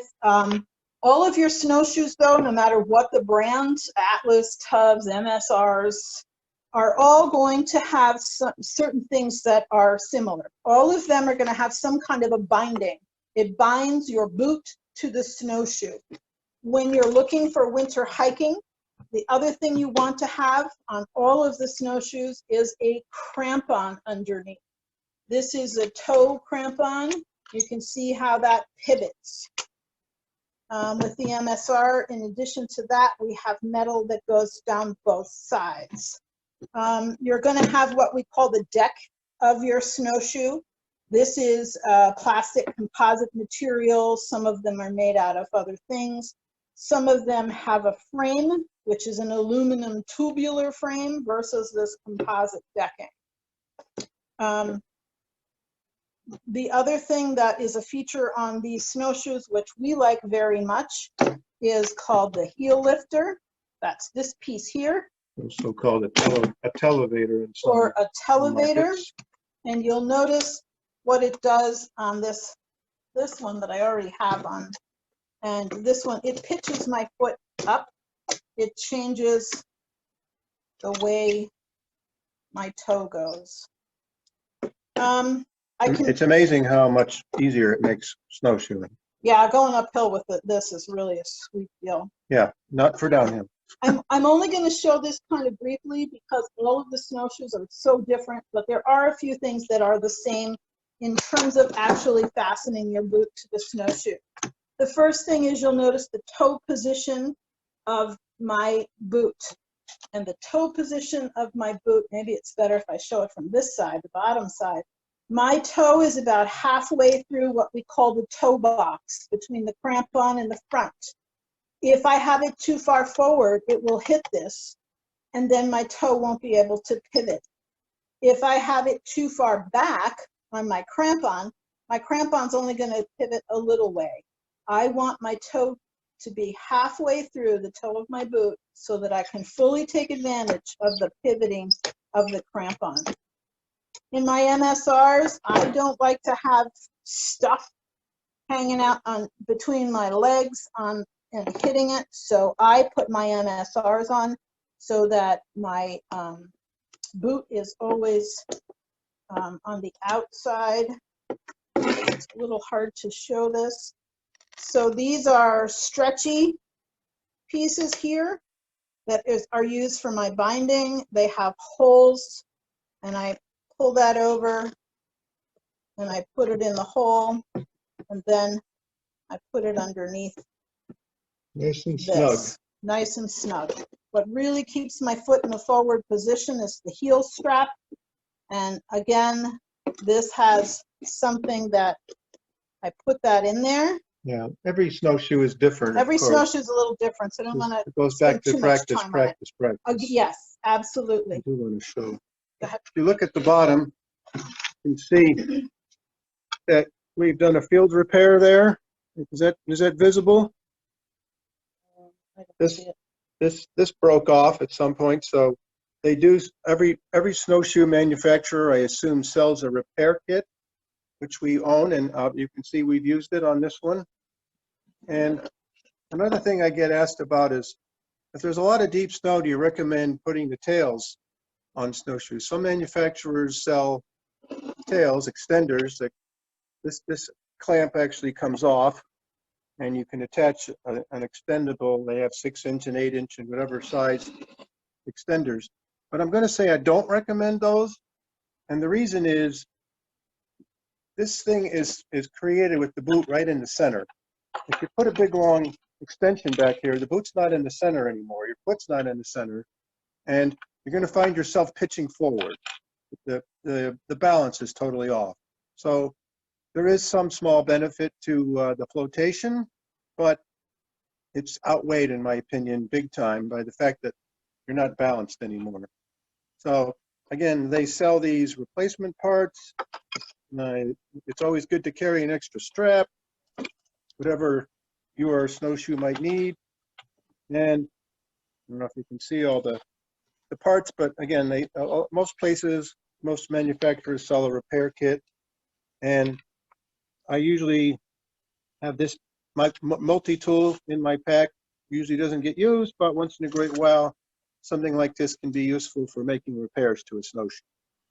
Now, Lori, really quick, Lori, the shoes that you have in your snowshoe, the boots, if I remember right, you said that you can use a regular hiking boot in those, or you can use something that's more suitable for snowshoes.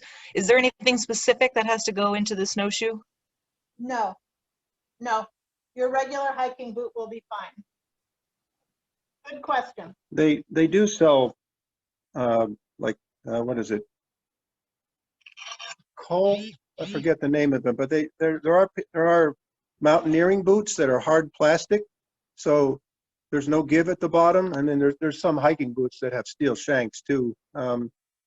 But most people would want a more flexible boot. So, and that kind of boot works fine in the snowshoe or in the crampon.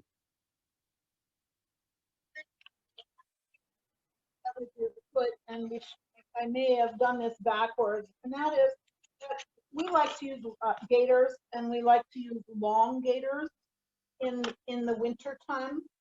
And gaiters are used to keep your lower leg warm and to keep the snow out of your boots. And or the water. We've noticed a lot of people actually putting gaiters on incorrectly. So we want to show you how this works. A gaiter works by you put the strap right underneath the heel of your boot.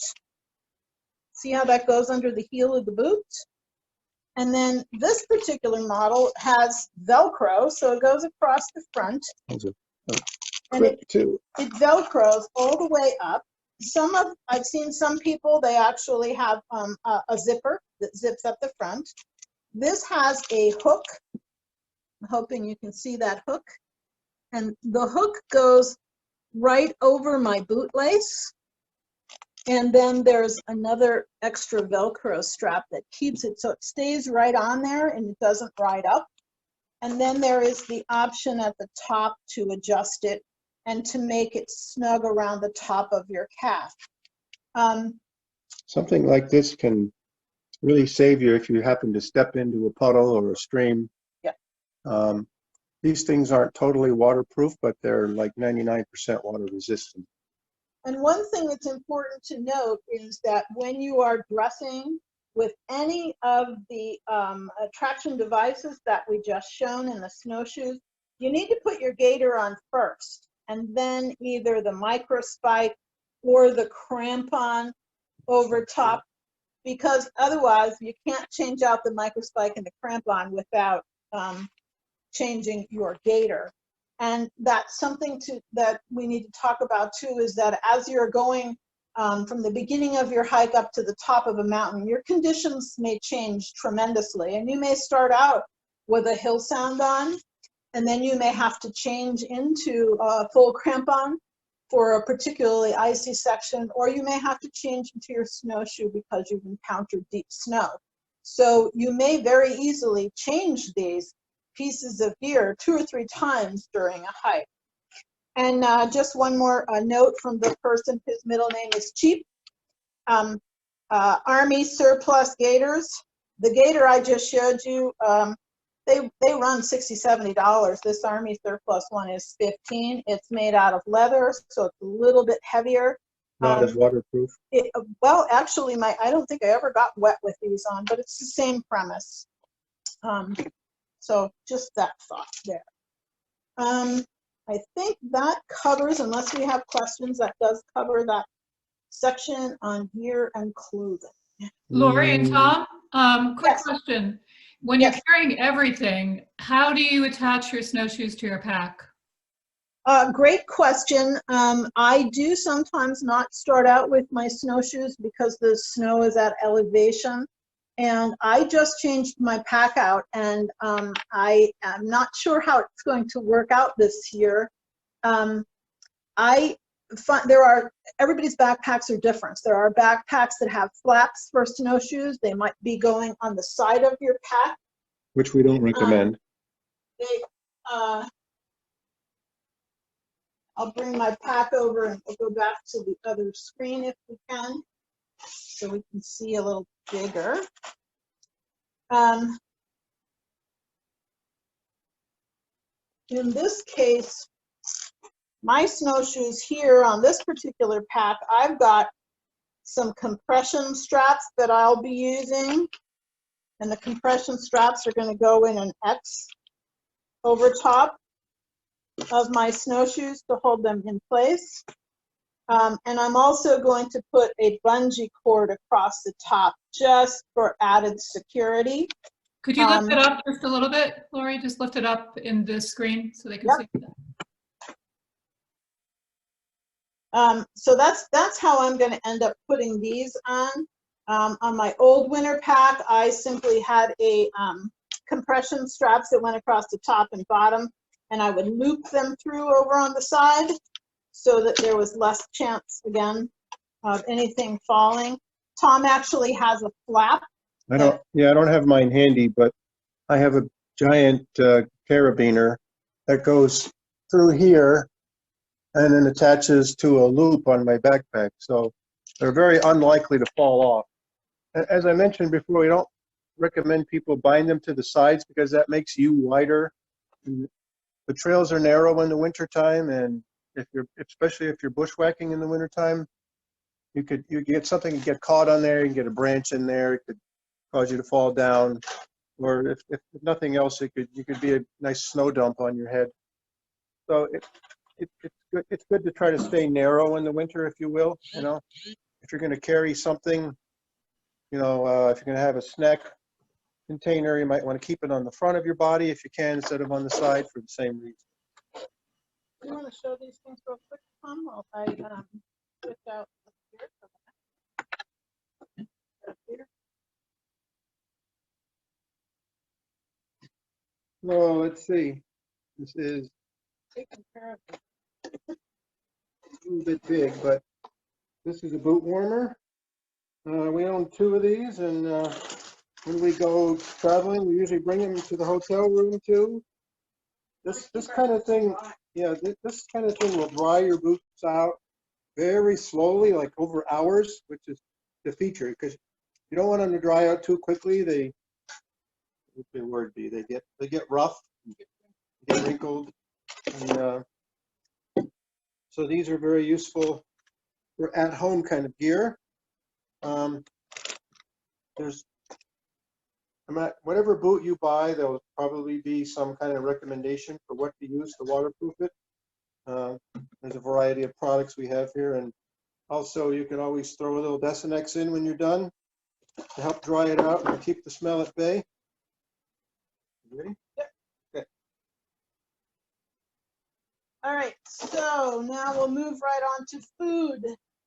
Food in the winter time is very important. You burn so many calories just trying to stay warm that you need to make sure you have plenty of calories. It's not a time to diet. We'll show you real quickly what we use, but what we recommend more than anything is that your thought process is, whatever I want to eat, will it freeze? So we strongly recommend pack your lunch up tonight that you want to take on your hike tomorrow and put it in the freezer and see how it comes out tomorrow morning. It may not be as edible as you think. Snickers bars probably aren't a good choice. We have a friend who actually broke her tooth while she was out hiking because she bit down on a Snickers bar. So very quickly to show you what we happen to bring with us. We bring, let's see which way, here we are. Peanut butter M&Ms. Even if the M&Ms freeze, they'll melt in your mouth very quickly and easily. There is a nice shot of sugar in there.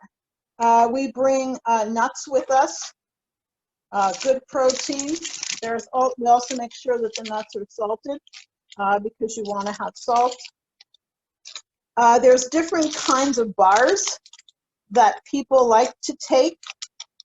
Be very careful about what the bar is. This Cliff Bar we would actually cut into smaller pieces and repackage. Yeah, that one's borderline in the winter. Because this will freeze and you won't be able to eat it. The Nutri-Grain bar, you can actually eat, it doesn't freeze solid. I was on a hike in the Adirondacks one day, and it was an 18-mile hike, and the fella took out Fritos corn chips, and I was like, oh wow, I never thought of that as a hike food. And he said it's a perfect hike food. He said it has fat, it has salt, and it has carbs, and it doesn't freeze. So Fritos is my product of choice since then. And remember, we like redundancy. Fritos corn chips are also really good fire starters. We kid you not. It'll burn for at least a minute. We always bring some kind of dried fruit with us. We recently found a mixture which was really good that has all kinds of tropical dried fruit. And we usually like to bring some jerky and some cheese with us.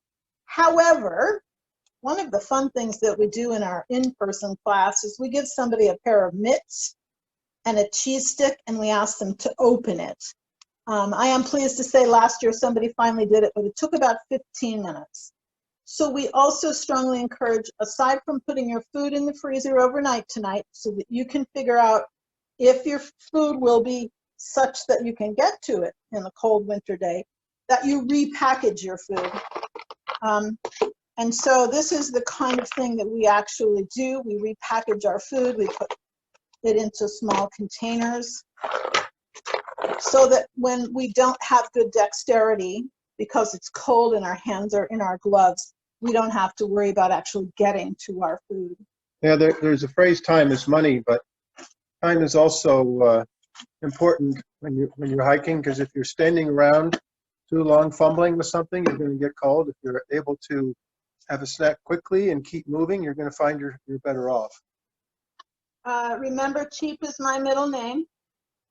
This is a Parmesan cheese container, but the Parmesan cheese container can be reused to put trail mix in, and then you can keep it in one of these cozies, and then you can just eat from it very quickly and easily. Just tip it up, right?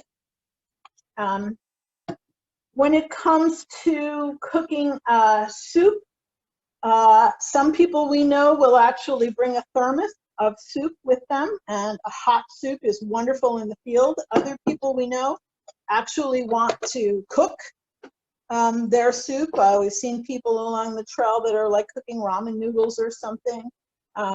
So you can bring a small stove with you and do that if you'd like to do that. But as Tom said, those things sort of take more time than what we feel like we would want to give. So we keep it simple as far as food. This is, oops, where's it going? This is also a very small, very portable stove. It comes with solid fuel pellets. They light right up. So I've been, over the years, I've been always on the lookout for things that are small and easy to use and have multiple functions. Tom, can you move that a little bit more closer to the green thermos? That was just a little off to the side, further away from the camera, but closer to the green thermos. There it is. There you go. Oh. That better? Perfect, thanks. So this stove we've actually built a fire right over top of, and that's why it looks a little black, but it came out just fine. We want to talk about water just a little bit. When you're carrying water and you're used to carrying water in a water bladder, we strongly discourage that in the winter time because the hose freezes. And yes, they will sell you a hose cover, but if any part of that hose is exposed, it will freeze and you will not be able to get to your water. And we've had a hiker friend where the hose disconnected from the bladder and she got soaked in the wintertime. Not good. Not good. Not good. So we strongly recommend that you use bottles in the winter time and carry your water in bottles. For a little redundancy here, you'll see some duct tape around this water bottle. And this can be a Gatorade container. It doesn't have to be an Nalgene bottle. Yeah, it could But be an old. just as a warning, they don't recommend you reuse those things very often. This is a cozy, an insulated cozy that water bottle can go in, and this cozy can either go in your pack or it can be used to go around your pack strap, and then you can keep it right on your kit. I like to be cheap. Those cozies are expensive, so I actually will put my water in an Nalgene bottle, and then I will make sure it's got a secure top, and I'll turn it upside down, and I'll put it in a wool sock, an old wool sock. And as you probably know, the water freezes at the top. So in this case, it's freezing at the bottom of the container, and you can still get it open. So the threads won't freeze, and you can get to your water. Now, I like to start out with the water as hot as possible. If that means boiling it, that's fine. You can pour boiling water into an Nalgene bottle. I don't intend to drink boiling water. What I will do is, if say I'm going to bring 3 bottles of water on a hike, I'll have one that's pretty much boiling. I'll have another one that's hot tap water, and maybe 2 of hot tap water. So I can drink those. After a couple hours, they've cooled down to the point where they're drinkable. But at the end of the day, I've still got that really, really hot water that's now taking its time cooling off, and it's also at a drinkable temperature. When water starts to freeze, it's probably not doing you any good. If you're drinking slush, you're definitely working against yourself at that point.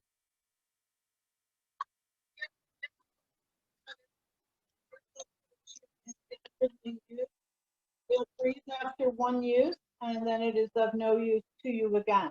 So Literally of no use. The manufacturer says you should discard them if they freeze. Can you repeat that, Laurie? You got cut off at the very beginning of what you said. I'm sorry. This is my water filter that I normally use, a Sawyer water filter. And if I take this in the winter to purify water, what's going to happen is my filter will freeze. And so it's only going to work for one use only. And I saw the manufacturer online said if that happens, it's probably been trashed on the inside, so it should be thrown away. The other thing you can do is bring something called Aquamira.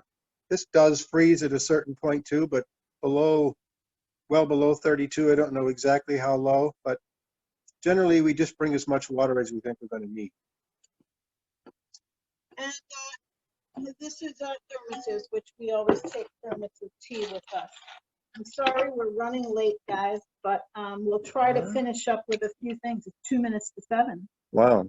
So we talked Time flies about when you're having fun. we talked about having lights and redundancy. I always carry at least 2 headlamps with me. I carry extra batteries. If you've ever had to change the batteries in a headlamp in the dark, it could get real interesting out there. So make sure that you're prepared to do that. The little pinch lights that you can get, I have one somewhere here, but I've lost it. I keep one right on the front of my pack. The 10 essentials, you need to have something to start a fire with. Tom and I both carry different things. Fritos corn chips is one. Another thing I carry is a pencil sharpener. A pencil sharpener, I can actually take a stick and I can make very quickly a whole pile of shavings, which I can start my fire with. I do also have manufactured fire starter. I have fire starting twine that does actually burn even when it's wet. If anybody has a food sealer, it's a great thing to put matches in to keep. And in this ancient thing is petroleum jelly soaked cotton balls. And hand sanitizer also starts fires very well. Some of the other 10 essentials, of course, I did mention very briefly at the beginning. You want to have your compass with you, but you need to know how to use it. We strongly recommend that people take a compass and map class. We do have emergency bivy bags, and I have an emergency blanket that I always carry. Let's see, what else? First aid kit, yeah, I carry a fairly large first aid kit, but this red bag is a small first aid kit that I have in there. What else did I have on? Well, A knife, we always have a knife, and then and the whistle is actually right on my backpack. I'm sure most people have one now on the sternum strap. Couple of other things that are pertinent to winter only. I do carry this piece of, I guess it was insulation we used to insulate in our attic or something. It's a very lightweight piece of material that I can sit on. I have used that to put underneath somebody in the outdoors when they had a problem in the winter. We do use our poles, hiking poles, and we use hiking poles that have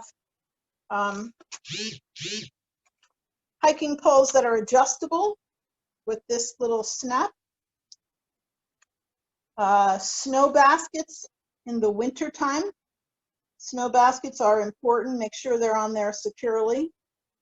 This keeps your pole from going all the way down into the snow, and it really helps with your stability out there. We don't talk too much about ice axes or rope because we think you should take a class if you're really going to be using those out there. If we can go to the slideshow, Maria, we do have a few slides we want to show people that illustrate some other things that are very pertinent to winter. So this is a wonderful picture of Maria signing in at the Blackhead Register. And if you will note the amount of snow, she is squatting down, and that register box is at ground level. It's snow level. Not at ground level. In the Catskills, we just have weather which is everywhere from 50 degrees and sunny in winter to deep snows to dense ice to really cold weather. And you need to be prepared for anything. She was happily prepared, I see that. Next slide. This is again snow, which we actually had to dig out the 3,500 foot marker that day. Trail markers oftentimes will be down as low as your ankles, and that puts your head up in the trees. So when we have deep snow winters, the trails can disappear very quickly, and it may be hard to follow trail markers. So you want to know your route well. And be prepared to turn back if you lose your route. Unfortunately, on that mountain where this was taken a couple of weeks prior to that, there was a gentleman who passed away because he was not as well prepared as he should have been. Now, the next slide, Maria, this actually shows holes. There's one right in the foreground and one kind of in the center. These are what we call post holes. This was the top of Indian Head, and I was trying to walk through there on snowshoes, and my snowshoes just kept going down in these holes. And that was when a person had been using some other form of traction or no traction, bare booting, when they should have been wearing snowshoes. And after the snow froze, it made it just like a treacherous obstacle course for anyone else walking. So that's what we mean by post holes. The next slide. These are pictures of water crossings, and you can see that there is water visible in this crossing. We were not able to cross here this particular day. We were in Maine. We had spent a whole lot of money and time, taking time off from work, and we got turned back. Our plan A did not work at all.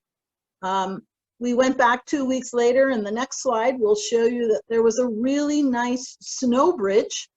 So strong that snowmobiles went over. Snowmobiles were going over it. We haven't talked a lot about water crossings in this class, but you will find several of those in the Catskills. And remember, moisture is a killer in winter. So please be thoughtful when you get to a water crossing, and be really, really sure that it's safe before you go across. If you get wet, like if you fall into a stream, the best thing to do is put on as many dry clothes as you or your friends have and go back to the car. Next slide. That's Tom in the front foreground of that picture. He is in what we call a spruce trap.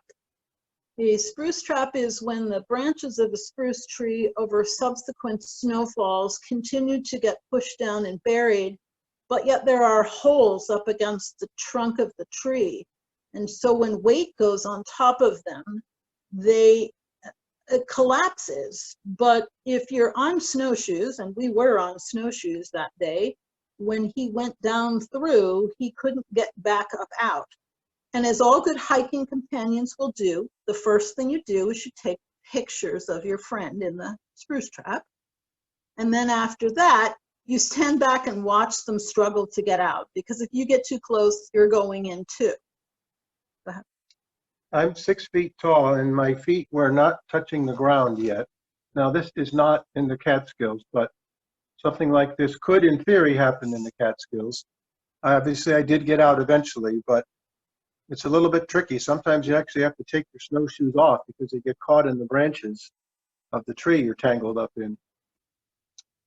And then a couple of other really, really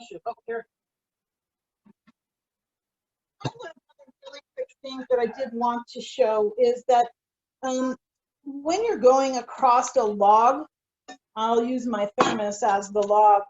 When you're going across a log with your snowshoe, don't do this, because if you do, you might break your snowshoe right in half.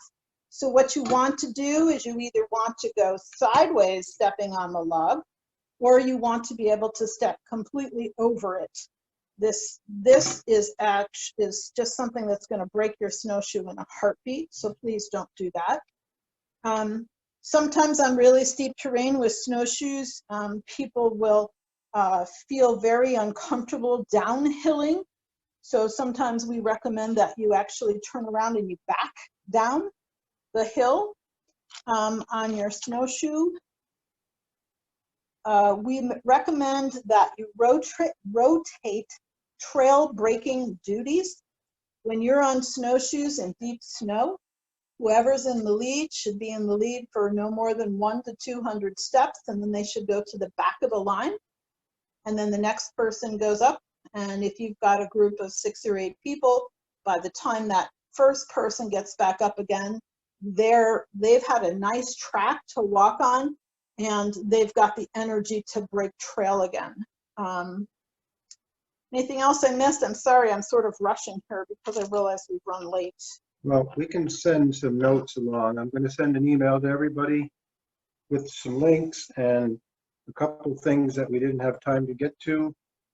And again, we've been recording this, so we'll have a replay available online in a few days, we hope.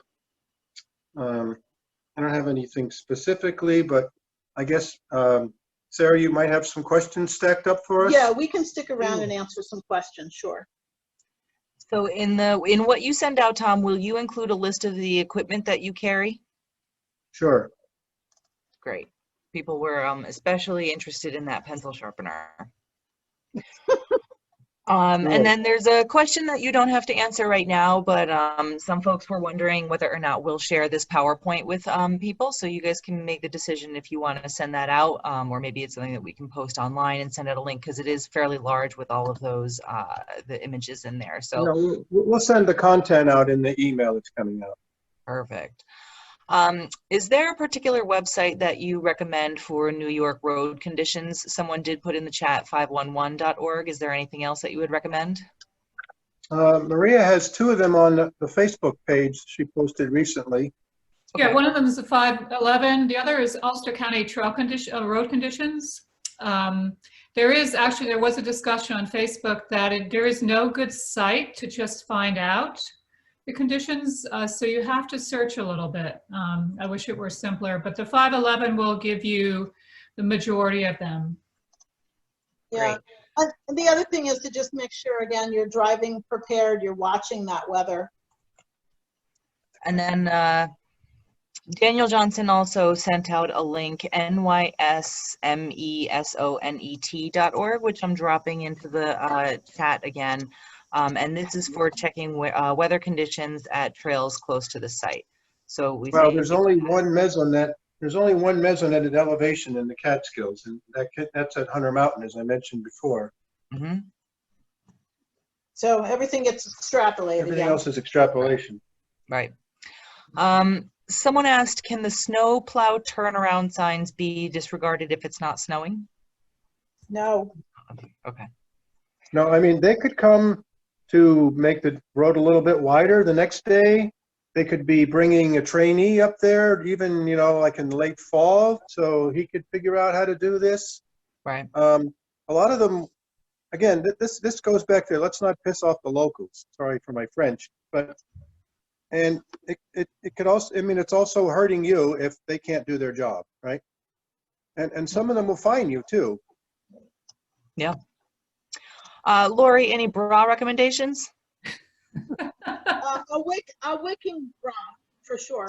So probably a sports bra, what you would usually use for working out. That's what I use. Yeah, they actually make smart wool ones, and you know, but it needs to be one that's made of wicking material. What kind of pants do you guys have? Several different kinds. Yeah, again, just layers. You want your base layers to be a light and a mid-weight, and I wear a pair of fleece pants. Mine are red ledge, and then just a pair of unlined outer waterproof pants. And some people wear long underwear underneath. It's again, it's a comfort thing, and you'll figure it out for yourself at some point that you have, you know, your legs are too warm or your legs are too cold. But again, as I mentioned before, that anything like a snowmobile pants is probably overkill. And when thinking about base layers, what sort of material, what would people look for? Well, I have a smart wool layer. It's very thin. It's like a muscle shirt. What else? Smart wool is a really nice fabric for a base layer. It's wicking, and it's not stinky like sometimes stuff is, but it can be kind of pricey. I've also seen base layers that work really good that you can find at Walmart. It just really needs to be wicking, that base layer. So there are a couple questions about packs.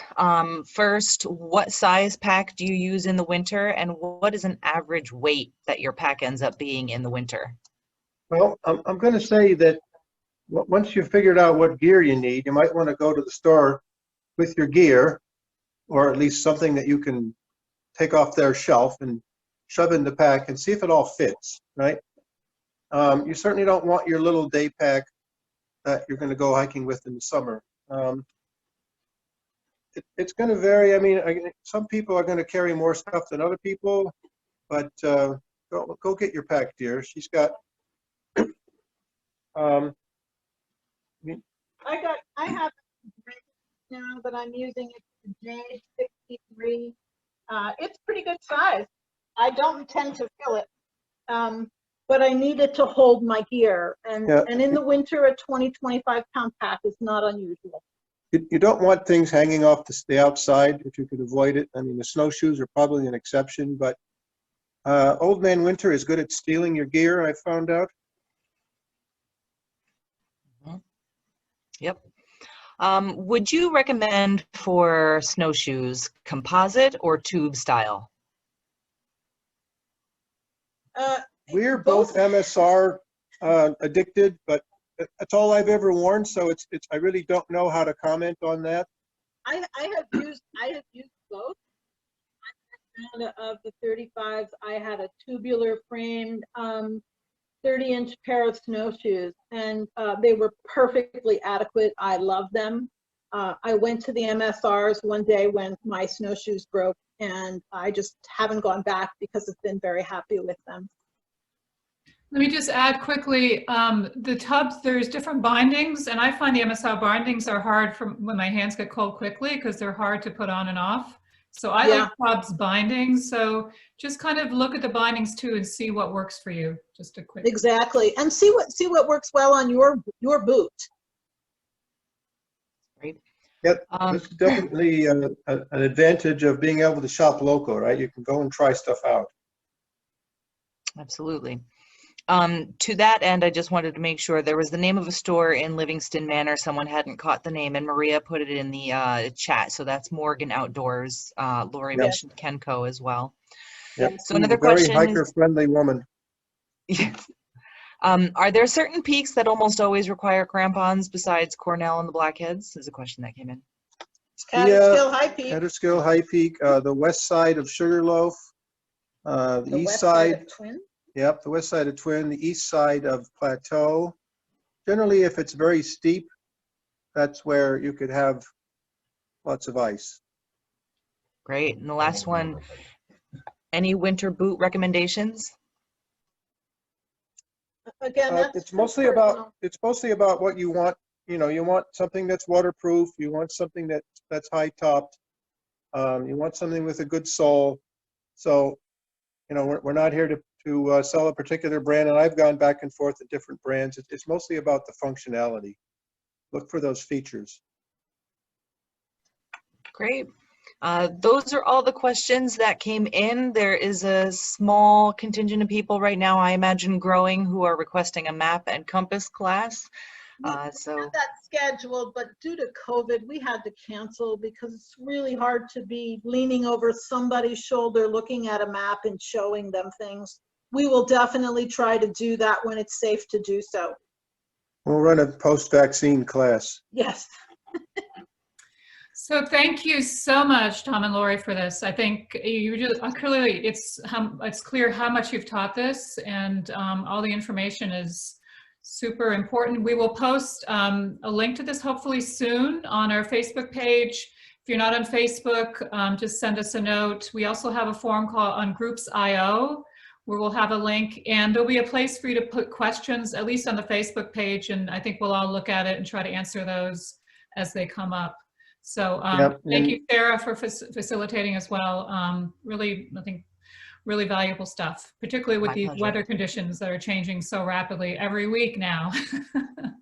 Thank you all for coming. Thank you, Maria and Sarah, for helping us get it done. We hope everybody's safe out there and everybody has a real fun time. All right, virtual.